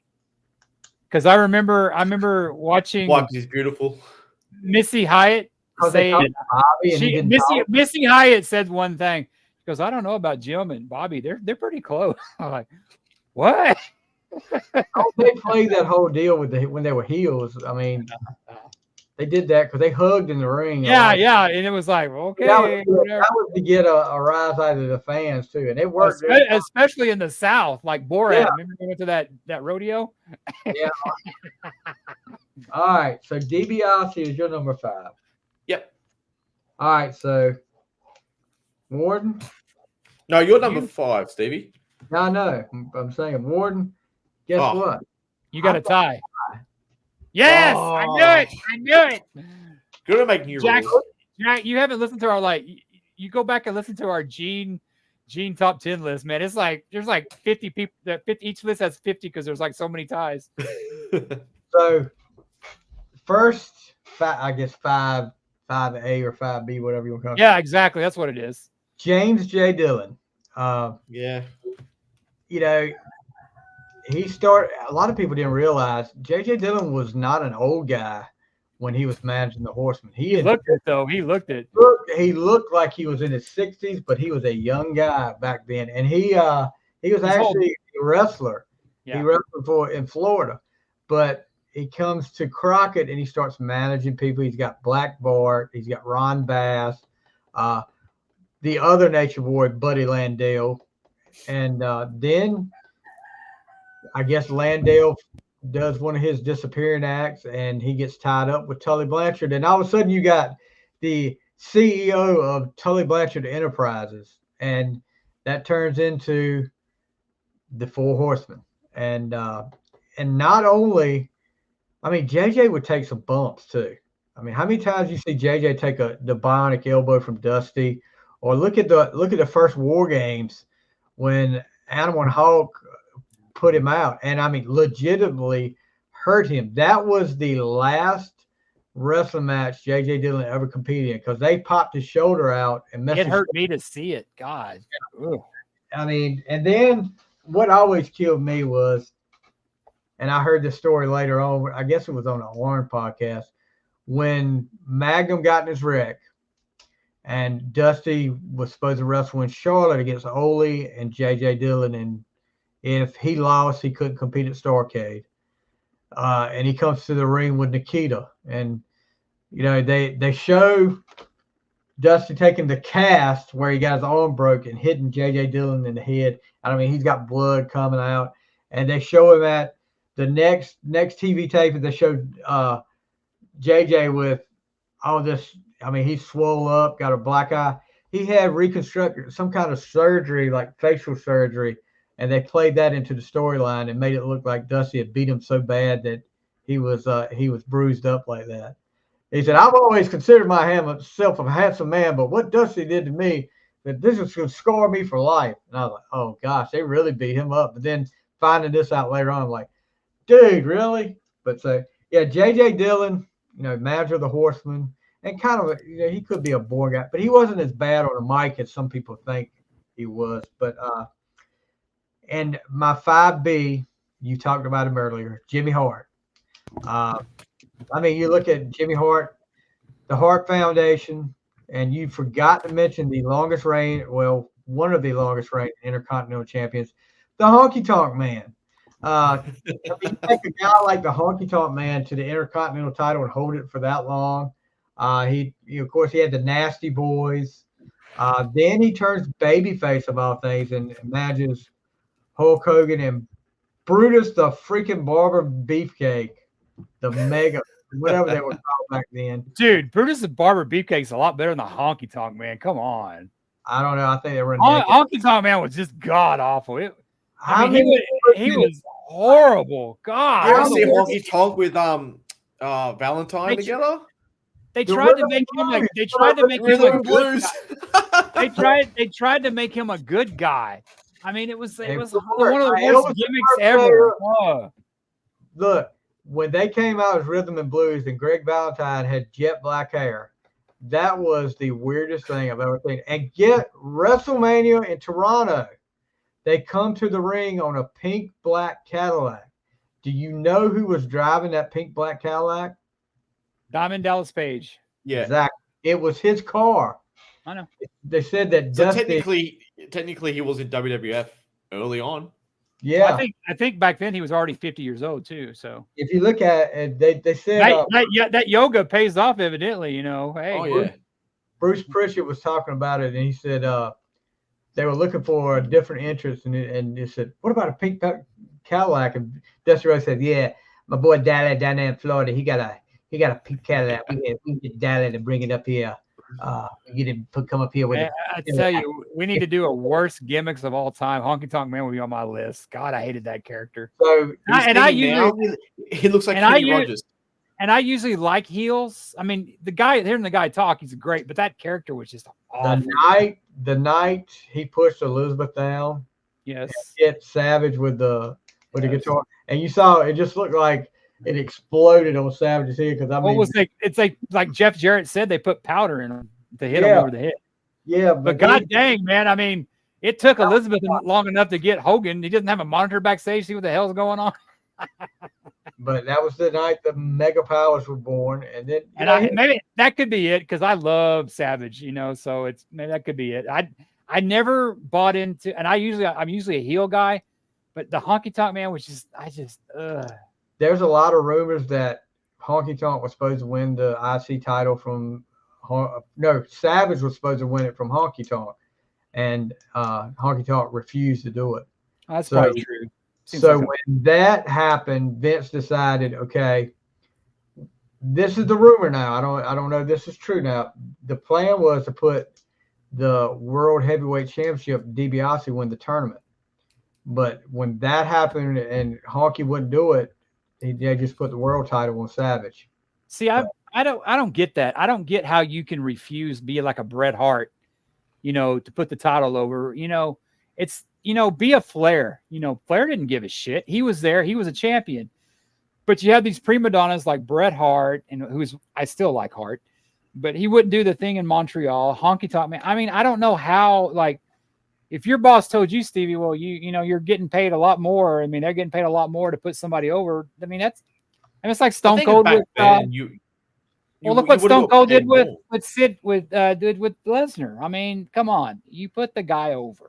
It's your job. Yeah. But I think back then you would have got paid more if you were a champion, than not. Then look at how he loses the belt. He loses the belt in like 30 seconds to the Ultimate Warrior. All right, you talk about the two worst wrestlers of all time. Two worst attitudes of all time. But yeah, I that's like two of my least favorite wrestlers: Ultimate Warrior and Honky Tonk Man. And Jimmy Hart goes on in WCW wrestle. I mean, he manages so many people there. Turns on Hogan, manages the Giant when he makes his. Didn't he turn on Hogan with the Brutus Beefcake when he became, what was that character? I thought he was later after Beefcake. He turned. Beefcake turned first and called himself the Butcher. First, that was his first gimmick. The Butcher. Then he became. What was the one where he had the makeup and like the that was horrible, dude. Then he became the Man with No Name. Yeah. Then he became the Booty Man. I mean, yeah, Booty Man. Oh my gosh, dude, there was no better wrestler look than Brutus Bar Beefcake in the '80s. I mean, he wore shit that would make Paul Stanley jealous from Animalize, dude. There is him and Valentine. They were great. I like that team, and Jimmy Hart managed them. There is footage. I don't know if it ever aired on TV. When Earthquake was the big heel in WWF, and he had a squash match against the guy, and he was after the match when he was still beating the guy up. Here comes a masked guy to the ring. He's got this god awful mask on, and they're like, "Who is this guy?" They called him the Mariner, and it was BK. Seattle Mariner, like the ship. I don't know how to describe it. Didn't he turn on Hogan when he had the mask on, like the black outfit, and Hogan was beating him up? They did that whole angle. They did it at a Clash of Champions where a masked guy hit Hogan in the leg, and Hogan had to go to the hospital and came back and defended the belt or whatever. But the masked guy made like several different appearances, and then at what was it? It was Halloween Havoc when he fought Flair. I think it was for the retirement match. And after the match was over, the masked guy comes in the ring and Hogan's posing, and Hogan ends up beating the guy down, and he pulls the mask off and he sees his Beefcake, and Beefcake's like, you can read his mouth. It's not what you think, brother. Oh, yeah, I remember that. You think? I mean, but yeah. So, there's a picture of, I guess him and Hogan have been friends for so long. There's a picture when they're both blonde and have long hair. They look like brothers. He was, because they were playing them as they were brothers. Yeah. But that shit that happened to him with that parasailing thing, that was evidently true. That was true. You walking along the beach and that shit hits you in the face. My God. That was true. That's why he wore that freaking big iron mask. It's kind of like a mask when he fought the Money Inc. at that WrestleMania that time. He should have went to the Undertaker's doctor and got that mask. Well, the purple one. All right. So number 4 for you, Worden. You know, Stevie, I've known you long. We've known each other for a couple of years ago, and how I'm so shocked that you have, somebody associated with Arn Anderson. I mean, don't you ever, I mean, dude, all the time and everything like that. I mean, it's like everything goes back to the Horsemen and Arn Anderson and all that stuff. So, of course, my number 4 is J.J. Dillon. Yeah, J.J. Dillon, kind of what you mentioned before, Stevie. He was like a wrestler before. And I remember that bump he took from, I think it was Hawk that he took when Animal had it. I was one of the two. But he landed wrong, and that hurt me to watch it. Yeah. But, you talk about, not being the best talker. I think he was the perfect guy for the Horsemen, because you had Flair, Blanchard, Anderson, and my favorite part about Dillon is when Lex Luger was in the Four Horsemen, and Lex Luger started getting kind of more full of himself, knowing now that he was just a stooge for Flair, and you'd have J.J. Dillon just sitting there, sucking on his glasses with Luger talking about how he was the best of the Horsemen. And J.J. Dillon was like, wait, and stuff. And yeah, that was after Starrcade '87 when he lost the belt to Dusty. But he was the only Horseman that lost, and that's what Arn Anderson made it a point. Well, I was winning, and Tully was winning, and Flair was winning, one of us didn't, and he was trying to hold it all together. Yeah, I thought J.J. Dillon was great. He had a podcast a few years ago. I guess he retired from the business, and he worked in a prison. And it was like the one podcast without that guy that's on every other podcast. Conrad. Yeah, Conrad. It was a good one, but I don't see it anymore. But it was an in-depth one that he would talk about. He'd talk about the Nick Bockwinkel days. I guess he worked back then, and when he worked for WWE as a scout. But yeah, J.J. Dillon, definitely, one of my favorites as well. Yeah. You talk about that. Luger made a comment in that interview that You can come to the ring with me, but my matches will not be decided by outside interference anymore. And JJ was like looking around, like, really? So, yeah. And didn't they do that to where Luger turned face and then Wyndham took his place, right? Yeah, probably about 4 months later, Wyndham turned on Luger. Yeah, because he was helping Wyndham out and stuff, and then Luger and Wyndham were the tag team champions. They had beat Tully and Arn at the First Clash of Champions. And I'm gonna tell you guys, if you can go back and watch that, that is the biggest pop I've ever heard. The Greensboro Coliseum, when they beat Tully and Arn, because it was cause JJ held up a chair in the ring, and Luger ended up pulling Arn Anderson into it, and they pinned him. And gosh, that place went nuts. But then I think they held the belt maybe a month, and Wyndham turned on Luger, and and that's how Arn and Tully got the belts back. That should be those two factions. I would say the one with Luger and the one with probably Wyndham's the best. I was never a big Ole Anderson fan. Yeah, I guess the original one, but he didn't fit. But when they had Wyndham and Luger, I think they were at their height. I know Stevie's favorites with Paul Roma, but we won't talk about that. Pretty Paul Roma. But I remember when Luger was doing this shit and they were telling a story, you knew it was coming. You knew that Luger was going to get enough of the bullshit. And I think he turned on Dylan, didn't he?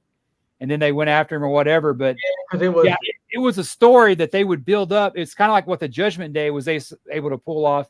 You knew that the Sammy turn was coming, and they did it just right because you knew it was coming. And when they did it, that pop just was great. The way they did the Luger babyface turn was they used to have a thing in like January and February in Crockett. They did it. They had a thing called the Bunkhouse Stampede matches. And it was pretty much a battle royal where you came. Everybody wear their boots and their blue jeans. Yeah. Dress like you want to. You come with what you want to. It was brutal. And the last 4 in the ring was JJ, Luger, Arn, and Tully. And Tully, he jumped right over that. I mean, he eliminated himself. And then Arn was like, no problem. He jumped over. And then Luger was sitting there walking around the ring like this. And Arn said, what are you doing? He said, we're gonna let JJ get this one. And Luger said, I'll make the best decision for me. Is that how he turned? I don't remember. And he ended up putting JJ in a torture rack and then throwing him. Oh, that's right. And then Arn and Tully jumped him. So it's one thing about Luger. I think him going to the WWE ruined him because it's like you see Lex Luger before he went to the WWE. He was actually, I think, a better wrestler. But like when he went to the WWE, it's like he got a bigger head or something, but he was never the same when he came back. He bulked up a lot before he went because he was going to be in that. The way they were going to get by the no compete clause was Vince had started a World Bodybuilding Federation, the WBF, and Luger was in that. But then Luger had a motorcycle wreck. That's when he put they said the steel plate in his forearm, and he used to use that move where he knocked him out with the forearm. But what I would have done if I was Vince, I would have had a no motorcycles clause after what happened to Kerry and what happened to Luger. No motorcycles, man. Shit. There's video footage of Luger in WWF, excuse me, coming out. Your boy, Cornette talked about that. I saw it. Yeah. It was a champion. People are like just looking around, like there's no pop, nothing. They're just like, and that's why they didn't put it on him. That's stupid. There's so many stories about going into that WrestleMania that year that Luger got drunk at a bar and told somebody, I'm going to win the belt at WrestleMania morning. They changed the plans up on him.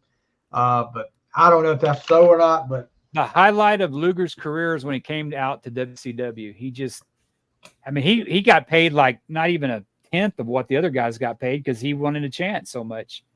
I personally think he should have stayed in WWE. But, you know, that you can't deny that, you know, you think he went left for more money, but shit, he didn't. He just did it because he saw the direction. And honestly, that kept him out of the, you know, WWE future and the Hall of Fame. Well, I'll tell you this. If you listen to Arn talk about being in WWE, the schedule that they had, Arn went back to WCW for less money, but he was closer to home, and he could be home at night. And he said he felt totally fine with that. So, all right, number 4 for you, Pinocchio. 4 for me. Okay. I reckon, to me, this is like probably the most well-known of managers, even though he's number 4. He's someone who had his own family, and that's Bobby the Brain Heenan. I think he's probably one of the greatest managers around ever. To have your own faction known as the family. I remember when Saturday night's main event was the first time I saw, and I forgot who he was matching. May have been Bundy when Bundy was getting the big push against Hogan, and that's when I saw Heenan for the first time with his family. You know, I mean, and then pulling the big coup and getting Andre to turn heel. Yeah. That was, and nobody else, no other manager that was in WWF at the time could have managed Andre like Heenan did and get that heat. And I think that's why they did, because they knew, as beloved as Andre was, if they didn't put him with somebody like that, then they were scared he might get cheered over Hogan. But yeah, Heenan, I'll talk about him a little bit too. I'm not going. I remember the thing about Heenan is I remember that of course, you know, they had this thing back in the 80s, Jack, called closed circuit TV. They didn't have the things at your house. You had to go to like a movie theater or a bar to watch this stuff. And I remember back in the day when we lived in apartments, especially here in the States, you know, they had free cable. They would give you free shit. They would give you free cable. And we had Showtime. And Showtime, they broadcast the WrestleMania 2. That was the one that was in the 3 different locations. They had the big terrible one. Not the time, but it was Hogan versus Bundy in the cage. And it was when he took Heenan and like threw him into the cage. You know, Heenan could talk, but he could also sell. Yes, yeah. That's the other one. Yeah. And just that stuff that with Heenan, him and with Gorilla Monsoon, that was just freaking. Oh gosh, they were great. I mean, it's just those two, and you could tell they were good friends. Yeah, and it's like, will you stop? And it's just, I have a feeling that I might be talking about Bobby a little bit later. So I'll definitely be talking about Bobby later. So me for number 4, the manager formerly known as Percival Pringle, who goes on to be Undertaker, Paul Bearer. How'd that go again, Stevie? Undertaker. I remember, back in the day, we didn't have cable. We could only watch NWA and WWF, but getting the wrestling magazines. Did you have color TV, Stevie, or was that before? Yes, we had color TV. We didn't live back when you were in your 20s. Yeah, you're right behind me, dude. Yeah. But yeah, reading in the wrestling magazines about Texas and World Class Championship Wrestling, Percy Pringle, he managed Rick Rude. He actually managed the Dingo Warrior, who goes on to be the Ultimate Warrior. Still terrible. Terrible. But and then all of a sudden he disappears for a while, but he pops back up on WWF TV, and he, believe it or not, a real life mortician. So he knew he had his own funeral home. Matter of fact, I just listened to whose podcast was it the other day, and they were replaying a clip from the episode where Bearer was supposed to announce that he was Kane's daddy, and him and Jerry Lawler were talking backstage, And they were talking about how it happened, and he was like, "Yeah, it was wham bam, thank you, ma'am." I think that was the something to wrestle omnibus when he was away for a week, and they just chucked it in. I remember that one.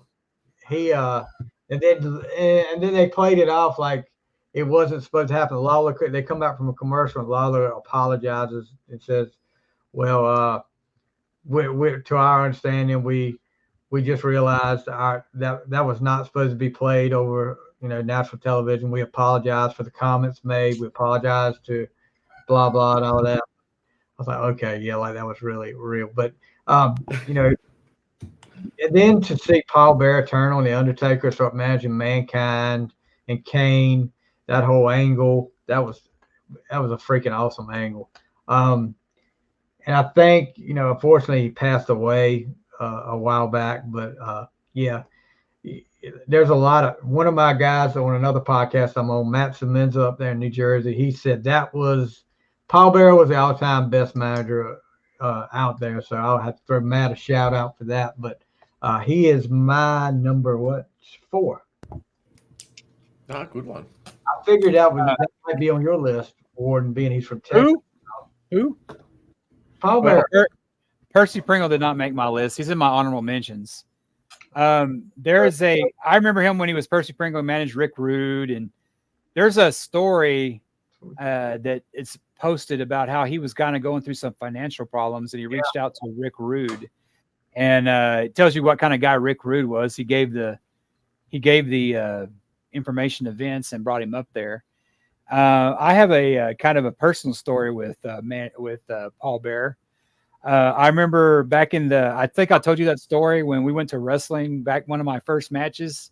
Mm-hmm. And I think it was actually it was probably my first match, and it was Tito Santana and Haku were fighting each other, and we were all hanging out backstage. This is one of the things here, and we saw them leave together. I'm like, hey, what the hell? And this is, of course, in the early 90s. Back then that was there.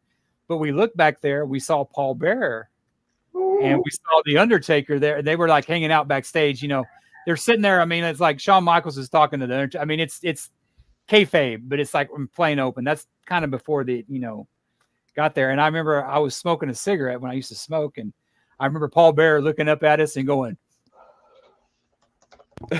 looking up at us. So I thought that was always kind of cool that I had that kind of interaction with Paul Bearer. But yeah, I remember him in Percy Pringle, and you couldn't go from Percy Pringle to the Paul Bearer. You talk about blonde and Ric Flair looking at hair to like to the Undertaker's, but don't you remember when the Undertaker first came out and he was called Kane the Undertaker? Yeah. That was like one of the first ones. Yeah, but I thought that was pretty cool. And my favorite thing about Kane is, I don't know, when Kane was getting interviewed by JR and he threw the like, it's supposed to be gasoline or something through him, and he burned him, and they didn't show it, but I remember that too. It was just, God, it was a great time to grow up with that stuff. But yeah, he's my honorable mention. Okay, who's your number 3? My number 3 is another tie. There it is. And Pinocchio's going to kick my ass for this one. Whoever this Facebook user is, we're doing top 5, not top 10, top 5. Top 5. Yeah. My number too low. I'm putting well, I could say the same thing about what your last one was, but this one is because I remember, shut up. I remember the Stevie. Let me finish, man, because it's hard enough for me to concentrate as it is. My ADD kicks in. I would put Jim Cornette and Paul Heyman together because I think Paul Heyman is probably one of the best talkers. He is a wise man for a reason, but I can't help remember growing up when Paul Heyman had that dumbass mullet and that cell phone, and Jim Cornette had that racket, and Paul Heyman's the only guy that can make Jim Cornette a face. I mean, it's like people hated Paul Heyman enough to cheer for Jim Cornette. That's how good they both were, and they're probably good friends. They probably I don't know their story. You're more of a Cornette guy than I am. But those two, I put them together, I think, from the WCW days. I would say that, I'm a Paul Heyman guy. I'm a Jim Cornette guy. I love Jim Cornette. I love Paul Heyman. I love what he's doing. Paul Heyman may be the best talker in WWE. I mean, just what he's doing now with Roman gone and stuff. I think it's great. So, but Jim Cornette, the guy, I just wish he would express himself more because he just holds back too much. But those two together, to me, are both great, and they're my number 3. And that's my last tie, by the way. So after that, jeez. Well, we've now made Jason's top 5 already, so thank you. What do you mean? Oh, geez, Stevie, what do you mean by that? Is it too low for you? Did I blaspheme Cornette by putting him with Heyman?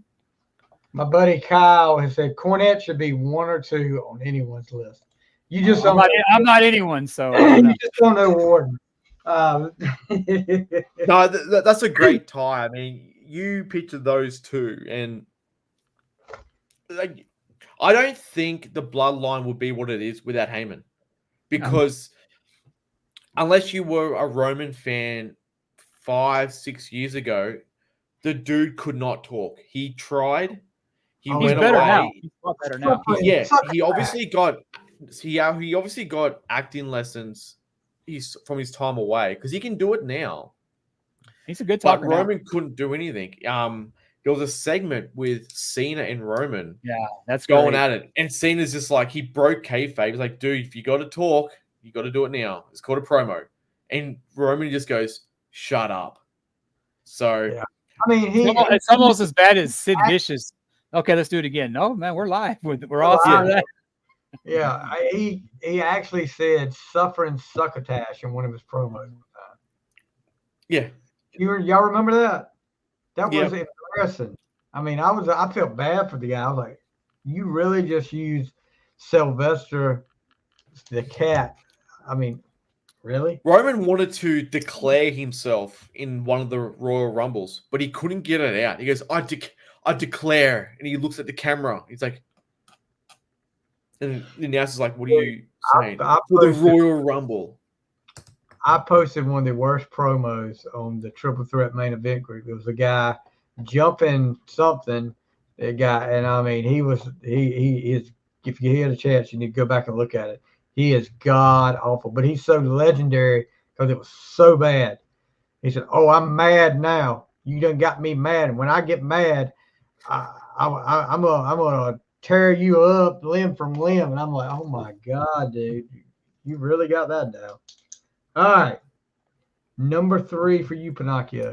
Number 3. So we've gone through him already, and that's Paul Bearer. So basically, he's probably one of the first managers I ever saw, especially when he came out with Kane. He was freaky, man. At that time, I never knew what a mortician was. Right. I just saw this big guy with his ghost face coming out, his high-pitched squeal, carrying a vase and urn. Like I said, I didn't know at the time. And he's going, he's alive. Like, what is this? Undertaker's alive. And then once he started bringing out the druids and the coffins, like, dude, this guy is insane. But you pair him up, like you said, he was a mortician by trade. Him and Taker, you couldn't put Taker with anyone else, even though Taker was originally a Paul Heyman guy back in WCW. Yeah. Actually, he was originally a Teddy Long guy. Yeah, but Taker and Heyman, Bearer, they just worked so well. Those two, you couldn't put Taker with anyone else. So, but like what we said already about Paul Bearer, like, you can't top it. Okay, Kyle has given us his top 5. Slick. That freaking Jive Soul Bro. You remember that song? Y'all know who his dad is? Rufus R. Jones. You remember Rufus R. Jones? Wrestler? Yeah, that's his dad. Slick, Paul Bearer, Paul Heyman, Bobby the Brain, and Jim Cornette. So good list. Good list. Slick was the honorable mention. I'll put that out there now for me. He's a you know, in the figure 4. She's a job. He's a minister now. Yeah. Yes. He went babyface right there at the end before he left. Did he? Really? Yeah. I don't remember that. I must have checked out when that happened. He managed Kamala. Remember Kamala? Dude, he was he weighed $150, man. He was so thin and just. He was a good manager. He was a good one. Yeah. All right. So number 3 for me, you guys just talked about him a little bit with Worden, but I'm not going to put him as a tie. It's Paul Heyman. Remember back in the day, hearing about him, reading about him in the magazines. I think he started managing Bam Bam Bigelow when Bam Bam Bigelow was called Crusher Yurkov. That was early on. And then you see him turn up in Memphis, getting involved in the whole Jerry Lawler versus Austin Idol feud. He was managing Austin Idol and Tommy Rich when they shaved Jerry Lawler's head in a cage match. And if you ever get the chance to watch that, just to see the aftermath after he beat Lawler, because Tommy Rich hides under the ring, and it's a cage match. It's not a cage like you see in WCW. It's like a wooden cage, and that crowd, I'm telling you, if that crowd could have gotten that cage, I believe they'd have killed Austin Idol, Paulie Dangerously, and Tommy Rich. But yeah, and then to see him make his debut in WCW with the original Midnight Express coming out on TBS that night, and they beat up Jim Cornette, just like you said, Worden. He was so hated that everybody loved Jim Cornette after that. Then the original Midnight Express split up. He comes back with the Samoan SWAT team. And he manages, look, The Undertaker as Mean Mark. And goes on. Of course, nobody really talked about it, but ECW gets put on the map because Paul Heyman.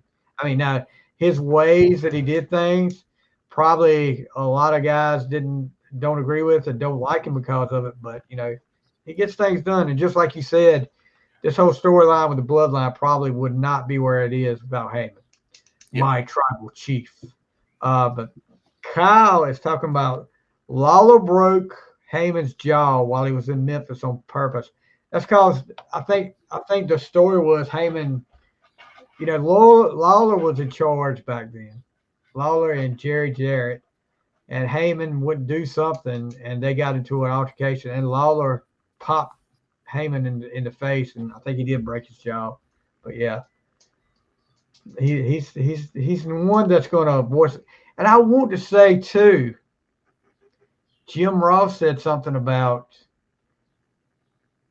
one of the times before Heyman got fired from WWE, he was calling to WWE headquarters from his mom and dad's phone, trying to hide the fact that he was calling up there to try to find out stuff, and they traced it back to his mom and dad's house. So yeah, he's definitely, he can be trouble, but one of the all-time greatest managers of it. My number 3. So if we ever do an episode of the most overrated wrestlers of all time, Tommy Rich will be on there. How they made that guy champion, I don't know. I remember seeing him and I'm like, God, he's awful. And it's just, he didn't have a bad gimmick like Terry Taylor. He was just a horrible wrestler. He made the champion. I'm like, wow, they really must have been desperate. Ric Flair must have needed a week, or Harley Race must have needed a week off that week. He is a freaking mega redneck, that's for sure. I love what's his name? I just had it. Bruce Pritchard's impersonation of Tommy Rich is just hilarious. Yeah, but how did they? I mean, it had to be the 70s when he won. I mean, I don't get it. Kyle's talking about, Tommy Rich was huge over in Georgia at the time, and back then, you had all the territories, and they wanted somebody. I guess they had a transitional champion to give Harley Race a little that's what they did with Kerry Von Erich. They did with the same Kerry. They did with Dusty. They did with Ronnie Garvin. I mean, they were. Yeah, and you talk about those four wrestlers you just mentioned. They all had short reigns. I think Ronnie Garvin had the longest of all of them. Didn't he hold it for like 6 months or something like that? Well, he didn't hardly wrestle. Yeah. We had the hands of stone. All right. Number two. I don't know if you guys have this guy on your list, but I give him number 2 because I went between the Cornette and the Heyman thing 2 and 3, but I had to put the number 2 on there. I don't know if he's representing in the new Von Erich movie or not, but he should be. He was responsible for bringing the the Freebirds into Dallas. He was responsible for actually bringing a lot of wrestlers into Dallas. He and I grew up with him, and he was a hell of a heel, but I mean, people loved him. You know, he's got a book out there, but I think it's like $800 to get it. It's not a print. It's hard to find, and I mean, but it's on the internet there, whatever. But I remember when I first started watching wrestling, Kevin Von Erich was my guy, you know, and I remember that Chris Adams brought in Gary Hart to be his manager, and it was like, why are you bringing that guy in? You know, it was like, well, Andre asked when Hogan asked Andre, why you got here with Heenan? We talked about it earlier. Yeah, I don't think Chris Adams was gone as far as, you know, a good guy, because he ended up being a jobber in WWE. But when Chris Adams turned on Kevin Von Erich, you talk about a big pop. That transition to me is like, I like heels now. That and seeing Ric Flair, of course, down in Dallas, because back in the 80s, when you looked like Ric Flair, you stood out. So Gary Hart is my number 2. He did a lot of stuff for the business. He was really spoken well of. He was, they have a world-class thing on there, or like a thing when they're talking about Gino Hernandez and another guy gone too soon. But Gary Hart was literally worried about the talent. He gave a shit about the talent. It all wasn't about money. And he was a perfect bad guy. But I had cousins up there that met him, said he'll talk to you just with you. But just probably more people should know Gary Hart than they do. Yeah. Oh, yeah. You know, a lot of there, but to me, I mean, there's only one other person, and I think it's pretty obvious to you guys who my number 1 is, but that's the only one that could be above Gary Hart. Gary Hart's just, to me, just that's royalty, and I hope he's represented in the Von Erich movie. I'm sure he looked like a manager. Like the way he walked, talked, just everything. He just looked like a real sports manager. Mm-hmm. You know what I'm saying? Very smart too. Oh, very. Where Bobby would yell, Jim would yell, whatever. Gary just, I don't know. He'd give you that look. You know, that look that he was just like. He actually was a wrestler. He was named Playboy Gary Hart there for a while. I mean, before I guess Buddy Rose took that, you know, title, that, you know, well-deserved title that Buddy Rose took. But yeah, Gary Hart. I mean, if you have never heard of him, Google him. You won't be disappointed. The guy he should be in the WWE Hall of Fame. I mean, he was never in WWE, but they put the Rock and Roll Express up there. They were never really in the WWE. I don't know. Stevie could correct me if I'm wrong about that, but that's somebody that should be. Rock and Roll Express? Were they ever in WWE? Yeah, for a short time. Yeah. Okay, yeah, I'm wrong. They wrestled at Survivor Series a couple of times. But hell, Gary Hart could have been in a WWE. Gary Hart, you know, he got thrusted in one of the best storylines of the year, 1989, with the whole Terry Funk, Ric Flair. Gary Hart was I forgot about that, Stevie. Yeah, that's right. Managing the Great Muta, the Orient as Gary Hart. Abdullah the Butcher. Yeah, he did that. He had Abdullah, but I think Muta was the one that he had the most success with. But yeah, I agree. I mean, he was so synonymous with that Texas wrestling back in the day. He was, yeah. Yeah, they had a lot of people come through Texas. You had Jake the Snake. You had, you know, a lot of them that would, you know, eventually end up in the WWF.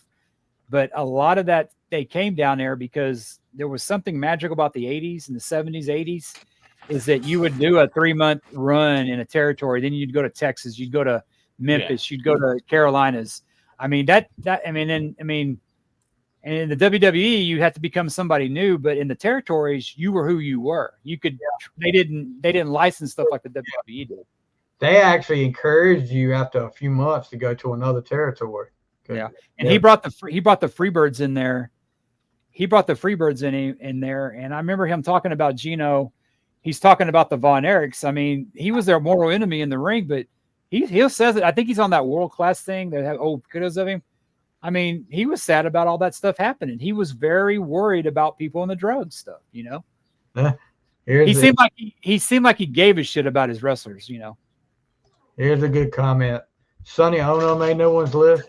It was coming. Sonny Ono. I haven't done my number one yet. You gave away my number one. Wasn't he in the 2 picks left?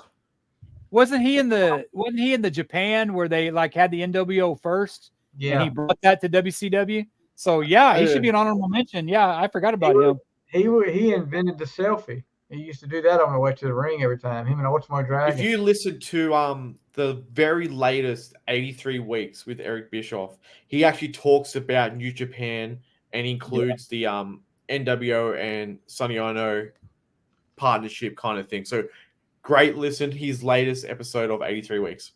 Yeah, I'll check it out. I listen to occasionally. I don't listen to it every week, but I listen to it occasionally. So number 2 for you, Pinocchio. Number 2. So I think we're going to start doubling up here, possibly. But number 2, I knew him as a commentator first. I knew who he was. I knew of ECW, but I heard him as a commentator, and that's Paul Heyman. But his banter with him and JR was great, but yeah, oh yeah, a lot of wrestlers would not be where they are without Heyman. Like he brought in Brock Lesnar. Brock couldn't talk. Still can't. Lesnar's a lot better when he's a happy guy. He's a lot better. Happy when he's Cowboy Lesnar. Yeah, that last little run he had, he amazed me how well he did.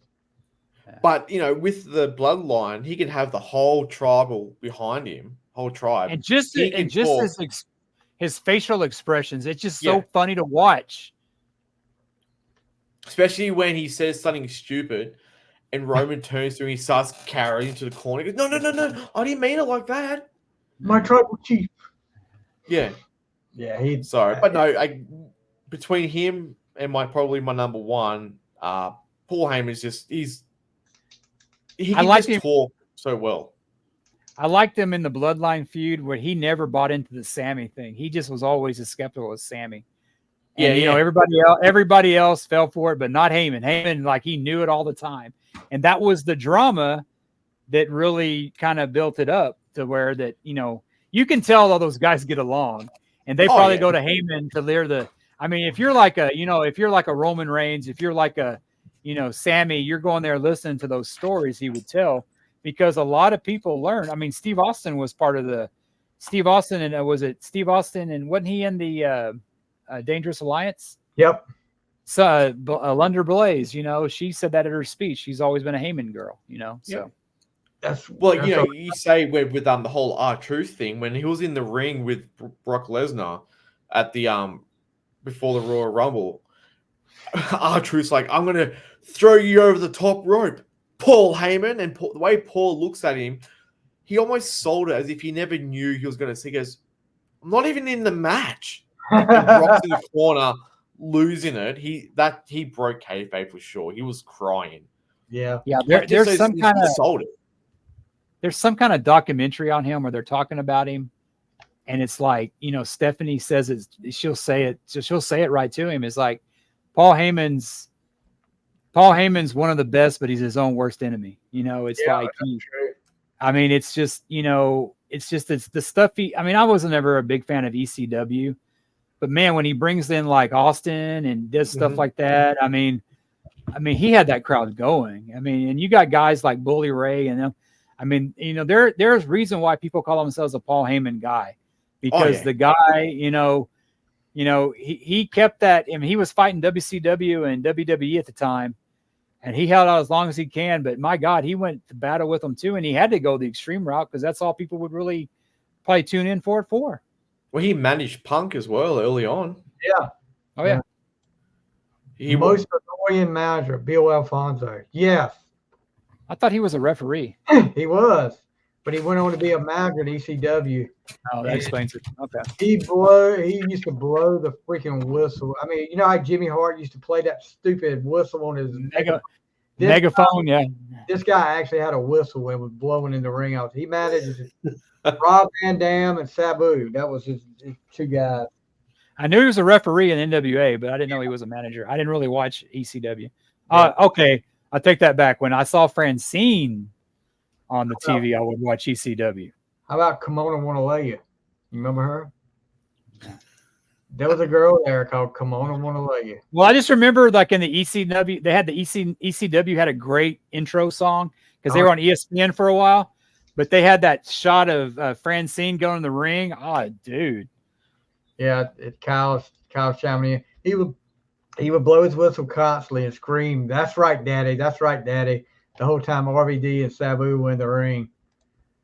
And he said Beulah was the best female. Oh, she was pretty hot too. Yeah, Tommy Dreamer. Hey, were you guys ever big fans of RVD? I never was a big fan of his. I would watch his matches, but I wouldn't say he's one of my favorites. But he was better in ECW. He's in AEW now, isn't he? Yeah. Yeah. I don't know for how long, but he was there. He made some appearances. Yeah, I just was never. I'm not a hardcore fan, so it's like, not in wrestling anyway. Kyle loves the RVD. I know. Each their own, brother. Each their own, brother. Kyle, a couple of years ago, they brought out. I think it was when there might have been the Hall of Fame or something, but they brought out like past wrestlers. Yeah, and everyone's holding the card. Like WWE. RVD comes out, his card's upside down. He's just like pretending to read, and everyone's saying that's the 420 coming out again. Yep, definitely. What did you hear, Stevie? What did you say? I was talking about. I know why Kyle loves RVD. Me and him. Yeah, I know. And Kyle made the comment right after I said that. Is it 420? 420?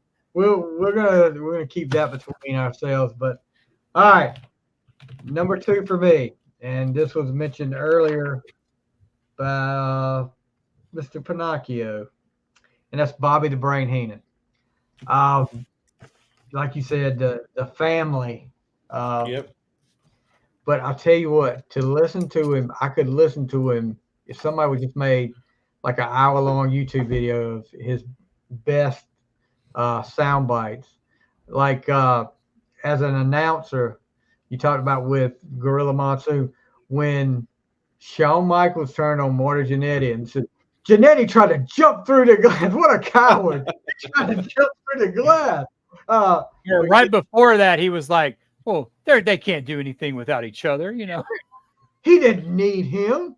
I knew he was going to do that. I knew he was going to do that. But, yeah, and Heenan, we talk about these guys like JJ taking bumps. Heenan had a series of matches back in the day where he was wrestling the Ultimate Warrior at house shows in a body bag match. And the Ultimate Warrior he was horrible at doing that. And Heenan hated it too. I don't blame him. Banned him. But yeah, I mean, talk about somebody who would take a bump. Heenan was great at taking a bump. See, you talk about that, Stevie, about taking a bump with the Warrior, probably one of the most undisciplined wrestlers ever, if you call him a wrestler. Then you have people like, oh, I don't want to lose my title to him. I mean, you have a Heenan guy that's, how the business should be. Yeah, exactly. Do you guys remember, he had some neck issues. Yep. That brace. Yeah, because, he had real life neck issues that he was really, really paranoid about that something else was going to happen to him. At one of the Clash of the Champions, Brian Pillman, who had just turned heel, was part of the He dropped the F-bomb on TV. Yes, he grabs Heenan from behind it, and Heenan was like, "What the F are you doing?" And walks off. So, but he comes back. But yeah, that was pretty funny. But had so many funny one-liners. The whole thing with when Perfect turned babyface and joined Savage at Survivor Series when they were doing this was before Raw when they had primetime, and they were in the studio. It was, I think it was Perfect, Heenan, Vince, Hacksaw, and Hillbilly Jim. And Savage was on the video. Yeah. Savage was on the screen talking about, I'm offering Mr. Perfect. And Heenan was like, yeah, whatever. He's not doing it. I mean, they went through it like for the whole show. Yes. And then Heenan gets up there, and when Perfect says, I'm going to do it. And he said, you're not going to do it. You're going to do what I tell you to. You're going to do it. Did he slap him? Like snap out of it or something? And that's when he slapped him, to see the change in Heenan's face, and he said, "Oh, I didn't mean it. I'll buy you a boat. I'll buy you a car. They're trying to turn us against each other." Then he pours the water on Heenan's head and all this. It's great. I mean, Heenan was just, and didn't care. Even when he got sick, you see him go to these autograph signings, and he would flip the people off and stuff when he couldn't even talk. But yeah, I mean, Heenan was just great. That's my number 2. There is no reason why it shouldn't be a 3-way tie for number 1. And you guys don't have Bobby Heenan as your number 1. You're both wrong. Yeah. Bobby Heenan is the GOAT. And I know who your number 1 is, but you guys are both wrong. You got on me about putting your number 1 later. There is nobody better or ever will be. Bret Hart can say he's the best there was, best there. Bobby Heenan is the GOAT. He is the best. And when they put him, it is just too bad they didn't put a longer run with Heenan, Kurt Hennig, and Flair. When he was doing that, when Bobby Heenan, okay, Heenan's my number 1, in case y'all didn't get that. When he was holding that, he was holding that belt, and I think it was Gorilla Monsoon, and it's weird to see all 3 of them because they're all 3 gone. It was Jim Anvil, it was Gorilla, and it was Bobby Heenan. He had the NWA belt, who Ric Flair brought with him because they didn't give him his deposit back. And of course, Anvil's like this with his beard, and Gorilla's like, well, that's not the champ's belt. I know the Hogan's belt. Like, well, we all do. But that build up he had to Flair. And then when they were on that primetime wrestling before Raw started, he's back there. Hey, you do it's like one of the skits where he's telling everybody, hey, weren't you fired? I mean, I don't really know, but he's trying to get all this shit ready for Ric Flair to make his appearance. Like, hey, get off the phone. You need to go to Weight Watchers. I mean, just the shit he did. And a lot of it was ad-libbed. And it just like, even when he was on Raw and he was dressed up like a chick to try to get in. I mean, and when the WCW, when he ended up in WCW, I think the WWE dropped the ball with him doing that. Probably a big ball too. But it's like him with Okerlund, him with Gorilla, him with Vince, and just, and one of the greatest lines they did is when Hogan turned heel. And then it's Dusty. Who is it? Dusty, Tony, and then Bobby. Tony. Yeah, but whose side is he on? Yeah. What are you? But it was good not to have them involved because it was ad-libbed. Yeah. And that is one of the best ones. And it was like I told you he was a fake. I mean, he had been riding Hulk Hogan's things forever. Years. And just to have that in the face, it was a great conclusion. But I saw an interview with him, and he didn't have a problem with Hogan. He knew he made a lot of money off Hogan. And and I don't think Hogan said a bad thing about him either, just on the thing. They they probably weren't friends, but they got along. I mean, Heenan knew where his money was. I mean, it was there. And it was like the way he went out is one of the saddest things, just to see the way that guy went out. Yeah. I mean, if it just, it's just, that's why it just, for what he was to what he became. And I mean, it's just, Ric Flair talks about him, people talk about him. He's my GOAT. He's the best there ever was. He's just, managers. I mean, I would say Heenan, I would say my one at, I would say that Cornette and Heyman are pretty close, but Gary Hart didn't live long enough, but Heenan was just, nobody touches Heenan. There you go. This is a good point. I always wondered about this back in the day too. Kyle said I always thought it would be interesting to make Heenan a part of the New World Order, being he always had that hated relationship with Hogan. True. certainly liked him because of this suddenly liked him because of this change of heart. Yeah, that's a good point. That's a good point. That's a good point. They might creep into it one time, but it never did. And maybe Heenan was just didn't want to get involved in the group. But you talk about Heenan and Flair and Perfect. Heenan told Vince he couldn't do it anymore. He couldn't hang with Flair because Flair was such a party guy. Heenan said, "You got to get me away from him." He said, "I can't hang with him. I'm too old for this crap." So. Yeah, and you forget about Heenan. He was great in the AWA with Nick Bockwinkel.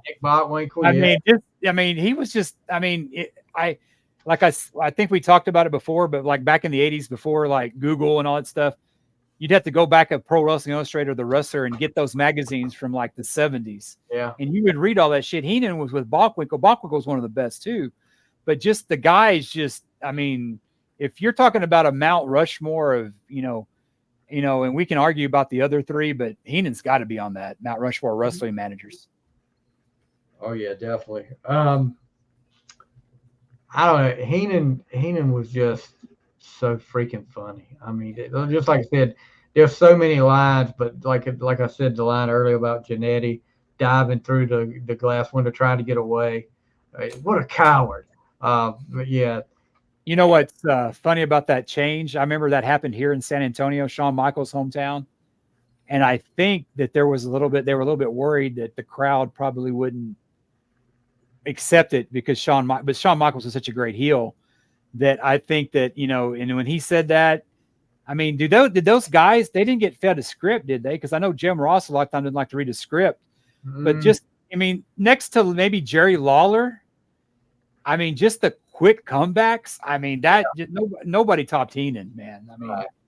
I mean, he would have just went with it. Like I said, JR never really liked it. He said in past podcasts he hates scripts. He'd rather call the match as he sees it because if you say in 10 seconds you're going to do a suplex, it's boring. He'd rather not know. And I think it's the same with Bobby. He just called it as it was, as he saw it. Unless you're Michael Cole, I guess, huh? And get counted down. I didn't know that. Yeah. All right, Pinocchio. This is you might as well say. Gee, I wonder who it could be. I was going to say mine and yours at the same time because I think we've got identical ones. I think we do. I mean, what can you say about this guy? He's my favorite podcaster. He's my favorite manager. Even though Bobby the brain, this guy is wrestling. Like his knowledge of wrestling is just unbelievable. When he manages and he's talking to the camera, you believe everything. It'll be like him and the Midnight going, "Oh, we're at the airport and they will come in with us with guns and rocks and knives." Yeah. You believed it. You believed how he told you. In the ring, he was the voice, and you swear he was wrestling. And there you go, ladies and gentlemen. My number one forever is Jim Cornette. Shocker. Yeah, Kyle. I am a Jim Cornette guy. I listen to his podcasts every week. I've got toys signed to me, of his action figures. Action figures, not dogs. Collectibles actually. But no, in all seriousness, like when he talks, you listen. He's like E.R. Hutton. When people talk, you listen. Yeah. Yeah. Like I said, between him and Heyman, it's I wouldn't say tomorrow will change, but it's them two. Yeah. But Cornette just has it. I don't know what it is. I think it's his knowledge of wrestling. Kyle's got some Jim Cornette stuff too. And he's saying he's hoping to get the Midnight Express 40th anniversary action figure 4-pack for Christmas. I saw that. I was going to get it. The big one sold out. Which Midnight Express is it? Which Midnight Express? Express? All 4 of them. It's oh wow, cool. Yeah. There's 3 different tiers. There's one when it's all of them are signed, but I think there's only about 50 of them. But shipping costs to Australia would have tripled the price. But that action figure pack, my God, he said he's never making this again. Yeah, I mean, to listen to the guy, and not just on his podcast, but listen to him on some of the interviews that he, what was that, High Spots that he used to do stuff for. This guy has documented every date he was involved. I mean, back when he worked the book for WCW and NWA, he would keep up. He had the crowd, the attendance, the gate, uh, everything, and to hear him the miles. And he started out, a photographer at 14 years old, going to Memphis and taking pictures, and then just like and Heyman, you guys want to talk about it, Heyman followed in Cornette's footsteps. Yes, I mean he was a big Cornette. Do those guys get along? Do they have legit heat, or do they get along? I don't know. Pinocchio, you know that? I think they had heat for a bit, more or less in the writing room kind of thing. Okay. Yeah, but he talks about Heyman now like they're best friends. Like, well, he's got a mega heat with Russo now. Yeah, Russo. The thing about Cornette is, like, anytime you see him on a show like Dark Side of the Ring or whatever, you know that guy. He's a historian. He knows his shit because he was there. Yeah. And I know he's got podcasts. Sometimes they're longer than ours, go on for 3 hours. Oh yeah. But he's got like 2 of them, and I like him because he's a genuine dude. He may not be everybody's cup of tea, but he is definitely that. You ain't getting no sugarcoating and the same thing with Heyman, There you go, Pinocchio. Cheapest one's $250, only $2,000 total, and the one with the Bobby Eaton autograph was only like $50 because he signed them obviously before he died. Who's putting that out? WWE? No, that's Jim. Oh, Jim is? Okay. And so then everything, all the money is going to Bobby's family, like of his share, straight to the family. Because apparently back then, read it. Cornette and Paul had heat during the ECW, friends before that, and now it's Kyle said. So because they realized, back in the 80s, wrestlers never had made money out of wrestling. So these are figures that they wanted to make. Now they give all the money to Bobby and Stan and everyone. But yeah, they have that. He had that thing too where he was talking about how he saw those like Mid-Atlantic tapes were thrown away. Yeah, like the production when they used to do TV on VHS or Beta or what was it, Beta, and he's got those. So I don't know if he's still selling them, but it's like, damn, that'd be a pretty good thing to own. Yeah. Well, if you ever heard, I don't know if Pinocchio heard it or not, the episode he did after Bobby died. I mean, I did. Yep. The ending, you can tell that guy loved Bobby Eaton. I mean, but everybody, Bobby Eaton seemed like everybody liked that dude. Yeah, like he was the small of the earth guy. I don't think you find anybody that's had a bad thing to say about Bobby Eaton. Not at all. The best thing about that episode, if you find it, it's the one episode where there's no commercials, there's no ads. It's just Jim talking, and that's what they want. You know that, and that guy that does the podcast with him. Oh, Brian. Conrad could learn a few things from him. That guy is great. He doesn't try to talk over. He doesn't. A lot of people that host with these wrestlers could learn from him. And he just, he lets Cornette go, but they have a good back and forth. That guy's great. Yeah, they do. Great Brian last. Yeah, Pinocchio is like, he is a celebrity on some of these podcasts. He gets like the Road Dogs podcast. Wow. They even got his name right on there. Yep. Click this as well. Yeah. As well. Well, Stevie, that's why you told me we're using him, because he gets us, that much higher. Gets us to those 6 listeners instead of 5, I was going to wear my I'm a Jim Cornette guy shirt. I was like, no, I might give away the ending, but you guys would have known anyway. I think we knew Jack well before this episode. I knew both y'all would. I don't know if y'all knew. Stevie would, to be honest. Did you know that who I was going to pick? You had to know, Stevie. I didn't really know for sure. No, but I bet Gary Hart's a surprise to a lot of people because a lot of people don't know him. Gary was 6 for me. I actually figured, since being you're down there in Texas and stuff, I figured Gary Hart might be on your list. Yeah. This is Kyle talking again. Back when WCW first started their Sunday night show called the Main Event, it was typically 2 matches, but Ric Flair insisted on doing a 60-minute time limit Broadway with Bobby Eaton because he wanted to put him over as a solo wrestler, but Jim Herd never did anything with it. Jim Herd didn't like the Midnight Express or Cornette. Thought they were, because they were undersized. They were not serious.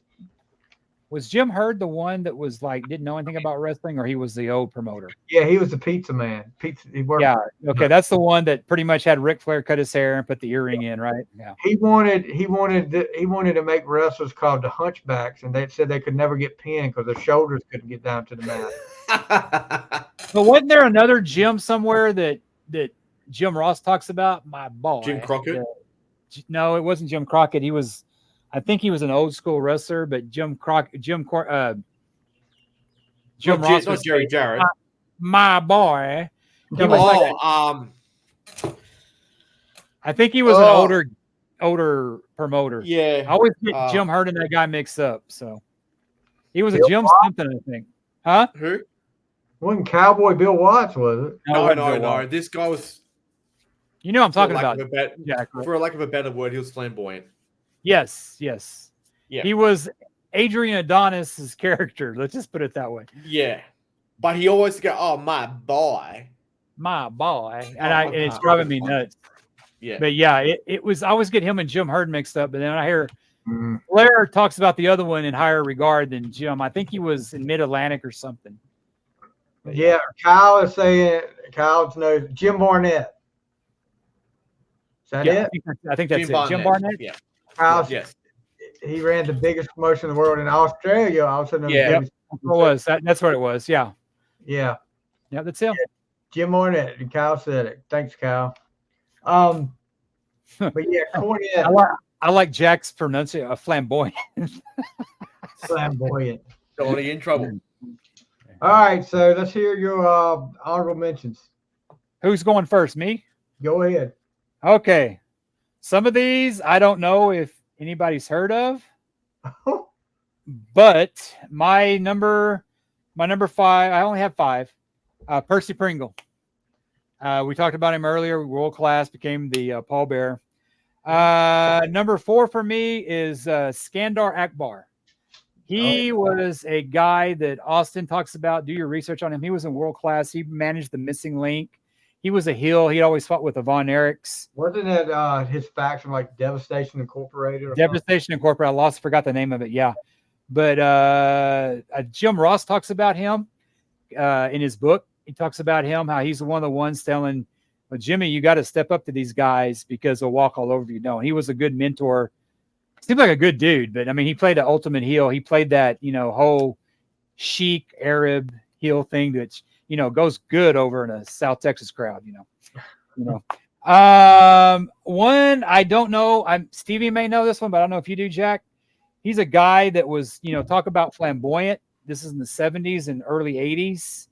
I don't think his name would really go over well now, but he managed Superstar Billy Graham. He's called the Grand Wizard. He was one of the first, and he wasn't in the KKK. That's not the same. He was flamboyant. The dude smoked on TV. You see old things, but he managed the heels like Superstar Billy Graham, which was like the first incarnation of Hulk Hogan. But if you don't know who the Grand Wizard is, look at him. Good talker. He was like slick. He was real thin. Number 2, I got to go with Sensational Sherry. She, I think, helped with the Harlem Heat. She managed Playboy Buddy Rose and another guy. And I remember when my first wrestling match, me and my buddy were there, and we saw her in line getting like snacks, and we were like, of course, we're thinking she's so hot, she's so made up, but she looked nothing like it. And we're like, oh wow, but. Another one that had their demons, but I think her thing was Shawn Michaels. And a lot of people might know this, but she sang the first Sexy Boy thing. Yeah. And with him having the mirror, I think she was great. My number 1 honorable mention, and she just missed my list, I'd have to go with Miss Elizabeth. She managed one of my favorite wrestlers, and every boy my age was in love with her, unless they were flamboyant. And she was just so, I mean, God, and that's one of the stories that her passing is it's just so sad because, I mean, it's just, she was with the wrong person. So Sherry should definitely be mentioned by far the best female manager of all time, not even a close second. And then he said, well, Sonny. Well, he sucked, literally. Literally. Was Sonny even a manager? Because she kind of just went out. She managed the. No, like, you know what I mean? She kind of just went out because she wanted to be seen. The Body Donnas. She was like that, and she was a Barnett. There was another, and you know, they mentioned, she mentioned Sensational Sherry, but there was one of the first women managers was a girl down here named Sunshine. She was Jimmy Garvin's ex-wife. Or no, I don't know. No, he's married to Precious, and she was like, they were. I forget what it was, but she was like with Jimmy Garvin for a while, and then Precious came along. I don't remember, but they had some skits down here with David Von Erich when Sunny, what Sunshine would do, she always tried to fight the Gary Hart. So she would bring in the Great Muda.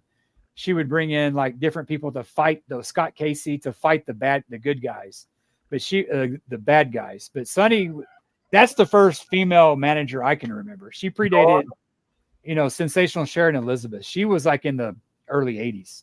Garvin and her were cousins. Okay, so they were never together. Okay. He's always been with Precious. That's right. Okay. Because Precious and Sonny used to have fights all the time. So, So, Pinocchio, you got any honorable mentions? So, I had Gary Hart. This is in no order now. So, mine was Gary Hart. Mr. Fuji wasn't on. He was close. Mr. Fuji. Yeah. I always love that skit with DX when it's like when they're back and those chicks are about to get naked or whatever, and Sean and he doesn't want to do that, and hey Sean, isn't that Mr. Fuji? Oh, where? But what a lot of people may not know, he was a wrestler too early on. Yeah, world tag team champion. He was. Classy Freddie Blassie was another one. Yes. Yeah, piss on that geek. Who managed Hulk Hogan when he fought Andre the Giant. Yep, and then he managed Sheiky and Slaughter. Volkov. Another one. This was another one too. I guess he was a manager. He managed Slaughter? I believe he did. Maybe. Freddie? No. Freddie Blassie. I don't remember that one. I don't know. Because I remember when Slaughter turned heel he was with that other Adenine guy that was also known as I don't remember him doing that. So I thought he was with them at the time. But this one, I guess this is probably up for debate. Would you call Eric Bischoff a manager for NWO? Yeah. Yeah, you would. Yeah, well, there you go. Yeah, obviously, he kind of was, but he was also commentating at the time. But he used to come down with them, but he never really. I mean, he stayed in the corner, but Eric was a close one for me. Eric took a great bump when he did that thing with Nash throwing into that table. That was awesome. It's like he was a guy that was supposed to be like. Bischoff wasn't very he wasn't a heel or a good guy, but people hated that guy. Yeah, Kyle, JJ Dillon was early in a couple of our lists. We had JJ up here, and Jimmy Hart was on a couple of our lists too. Yep. I'll throw one out there and I'm not going to mention all of mine since most of them repeats from what y'all. Captain Lou. Plus, there's 75 of them, so we need to mention. Lou Albano was one.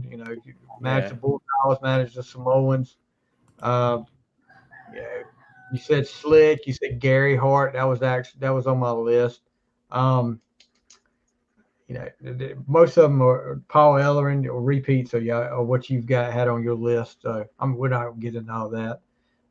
go back over it again. But I thought Stevie would mention Cyndi Lauper when she managed, Hulk Hogan there for a while. If I was gonna add one woman, that was a big moment for wrestling, but no. Yeah. She managed. I was gonna add Terry Reynolds. Who?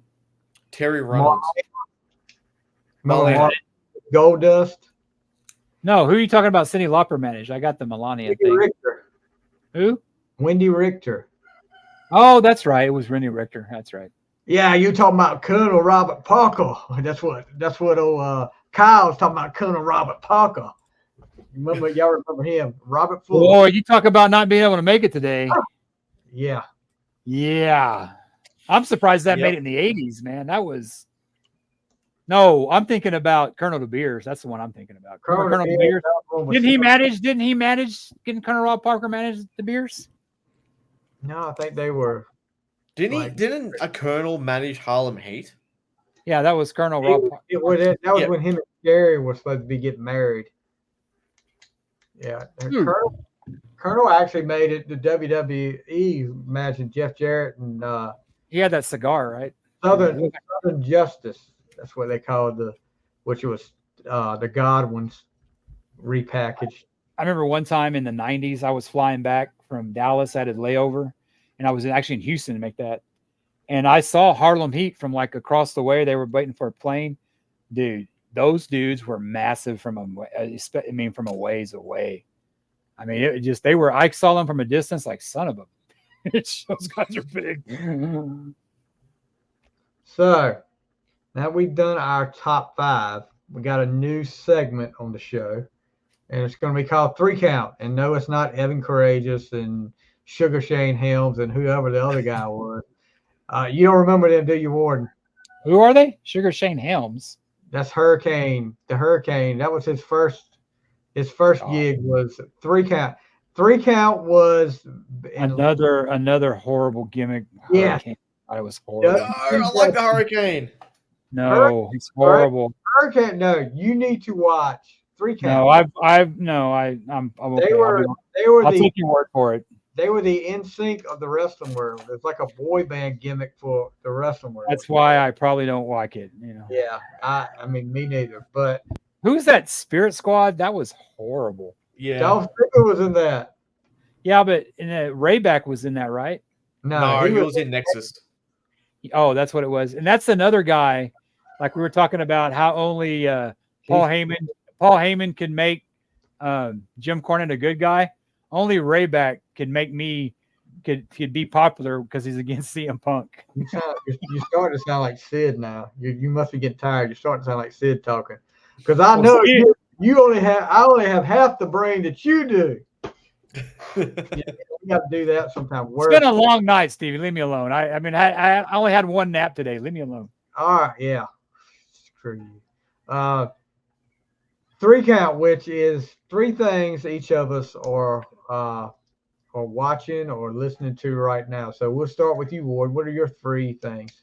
Okay, my 3 things. I just finished the audiobook from Geezer Butler. I'm a big Black Sabbath fan, as you know. I've read the Ozzy book and I've read Geezer's book. Geezer's is pretty good. It's funny. I listened to him and he talks about Sharon, and he doesn't blame Sharon for a lot of the drama going on in Sabbath. He blames Tony Iommi and Ozzy because it's like he talks about Ronnie James Dio because Geezer is like a vegetarian. He doesn't like, and he said it was really hard like in the 70s because he could only eat potatoes, but he was perfectly fine doing all the drugs. I finished that book. It's a great, he narrates it. It's a great book. If you like Sabbath, I would recommend it. Of course, my second thing is the Von Erichs. I think like all of us, we're going to go see the Von Erich movie. Oh yeah. And my last one is if you have Netflix and you like, history and stuff, there's a documentary on Bernie Madoff and all that bullshit that he did when he, they say a lot of, he couldn't have done it on his own. Netflix, they narrate perfectly stuff, but they say what's scary about it is that a lot of people that actually thought they were getting returns, some of the early investors, the government actually went after them to recover that. So I mean, if you like true crime stuff like that, it's a good documentary. It's made off. It's on Netflix. Oh, good. Jackie, up to you. So I've been getting into Arn Anderson's podcast, which is really good. Stevie put me onto it. As he said, they go by month, whatever it is. Arn Colt. Oh, sorry, we didn't start that. But no, he's very I think that the episodes only go back an hour long. Yeah. And they go pretty in depth in that short time. So I'll be getting into that. Jim Ross's Under the Black Hat is now an audio book on Spotify. It's 9 hours long, so I'm just listening to like maybe a chapter a day. It's him narrating it, so it's one of his best books. He's got a new one coming out, I think, next year to mark his 50th anniversary in wrestling, which is Business is About to Pick Up, apparently it's called. So he has his first one. He has two, right?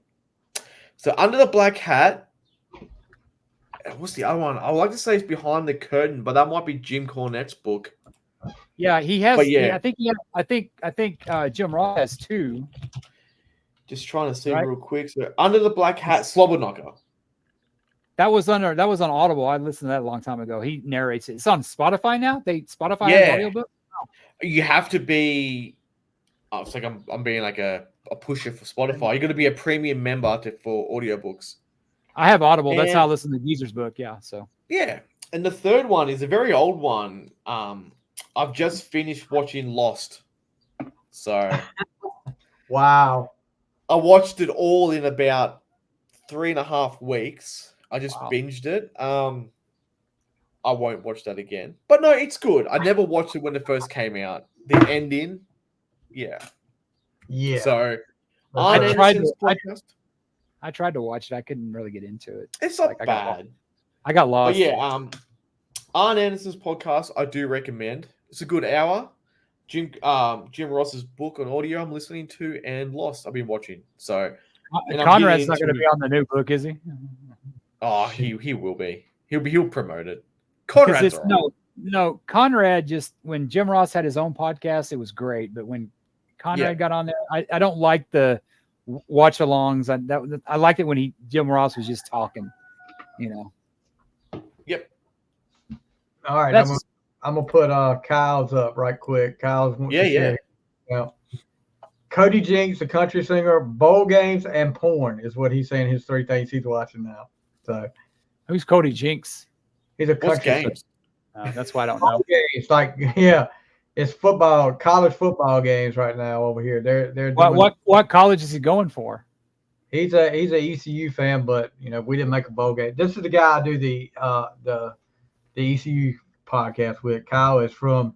He is called Kyle from LaGrange. That's his nickname. Okay, all right. The porn always applies. That's always a given. So. Yeah. So. Davey, what's your 10 count? My 3. Okay, so back in the day, I was when Thriller came out, big Michael Jackson fan. There's a documentary on Paramount Plus about the making of Thriller, which is really interesting. If you guys get a chance to watch it, a lot of old interviews back in the day when Michael hadn't turned cuckoo, and he was at the height of his career. I don't care what anybody said. He never had the same stuff after Thriller. Thriller was top to bottom packed with hits. And to talking to Quincy Jones, of course, Paul McCartney's up there. Paul McCartney did a song on Thriller. But the doggone girl is mine. People don't realize Toto, the band Toto had the dog.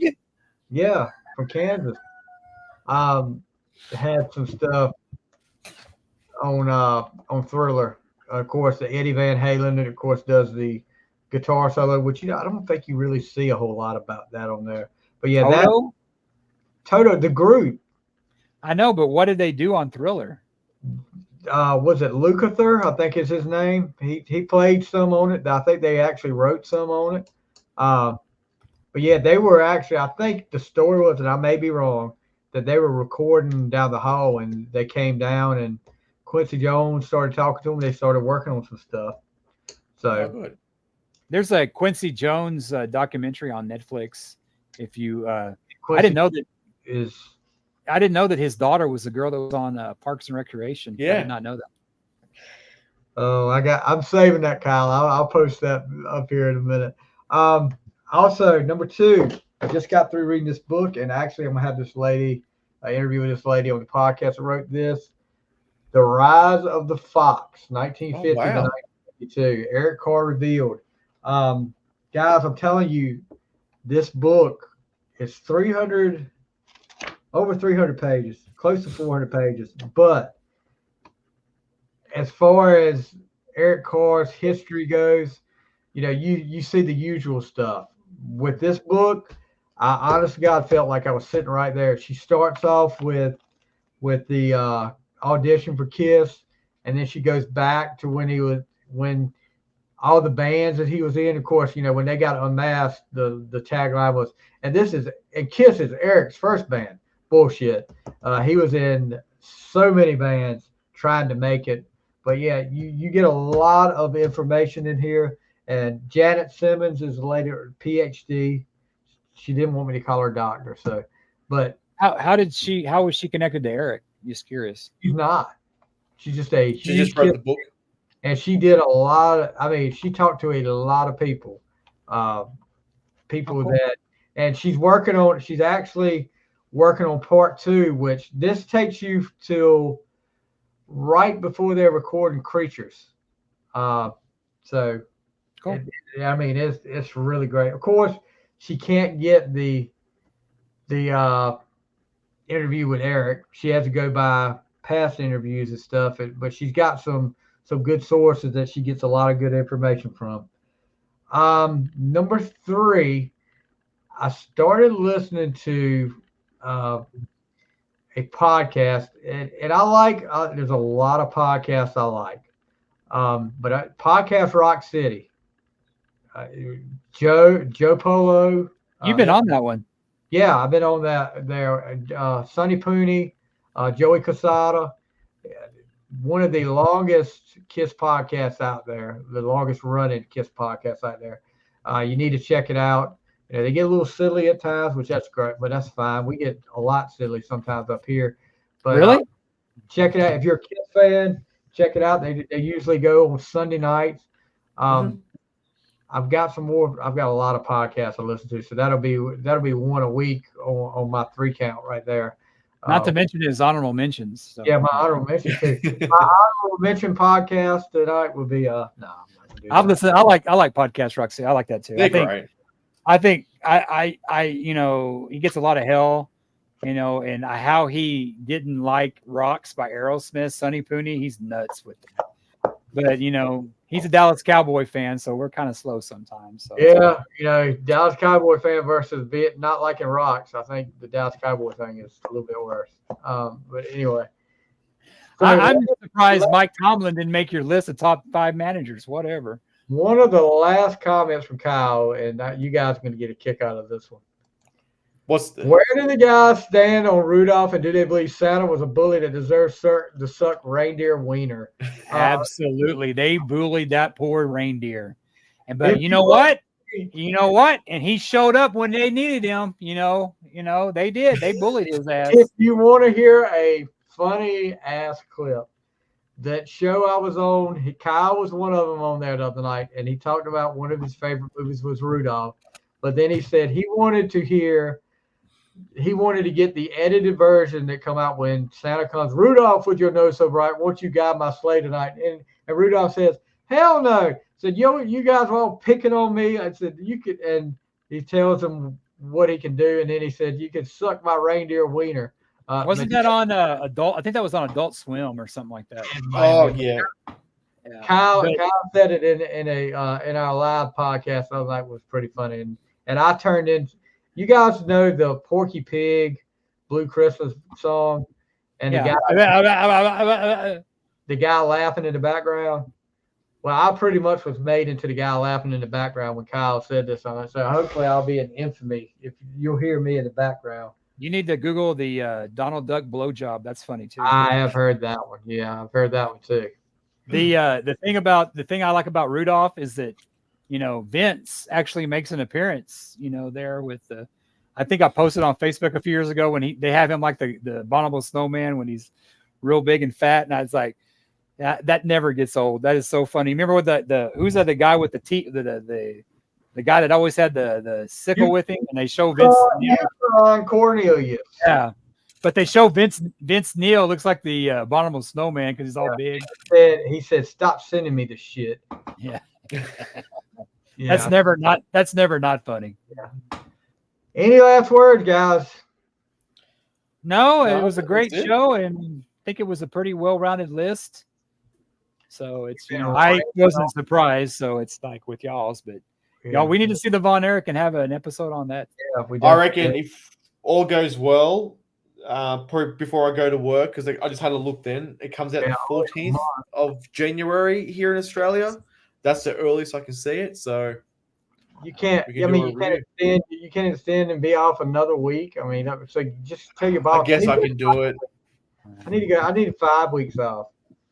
Jeez, what a daggum. No, I'm sure you could see it sooner. There are all websites that actually show it. So yeah, you got to worry about that. You got to worry about the guy's head in the way of the screen. Oh yeah. What are your in short? What are you hoping that they do include in the Iron Claw?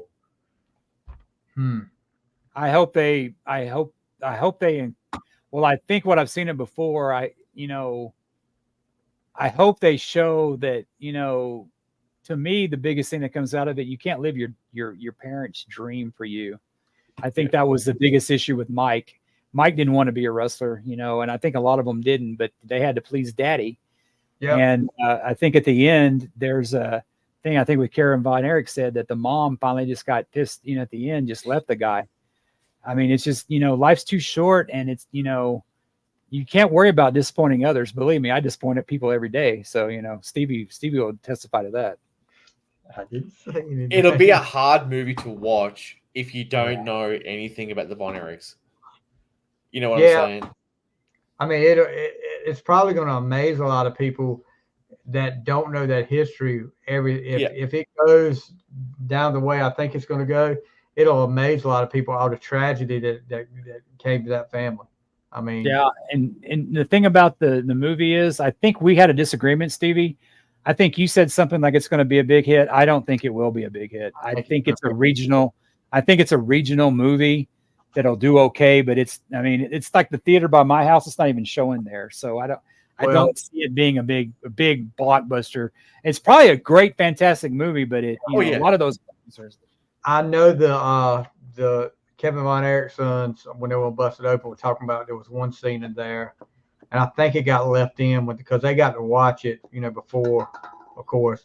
There was one scene in there that their dad was kind of having a hard time with. I think it was after, if it's still in there, and this sounds really bad. It was after Carrie had passed, and he was holding Carrie in his arms, and they found him. Yeah.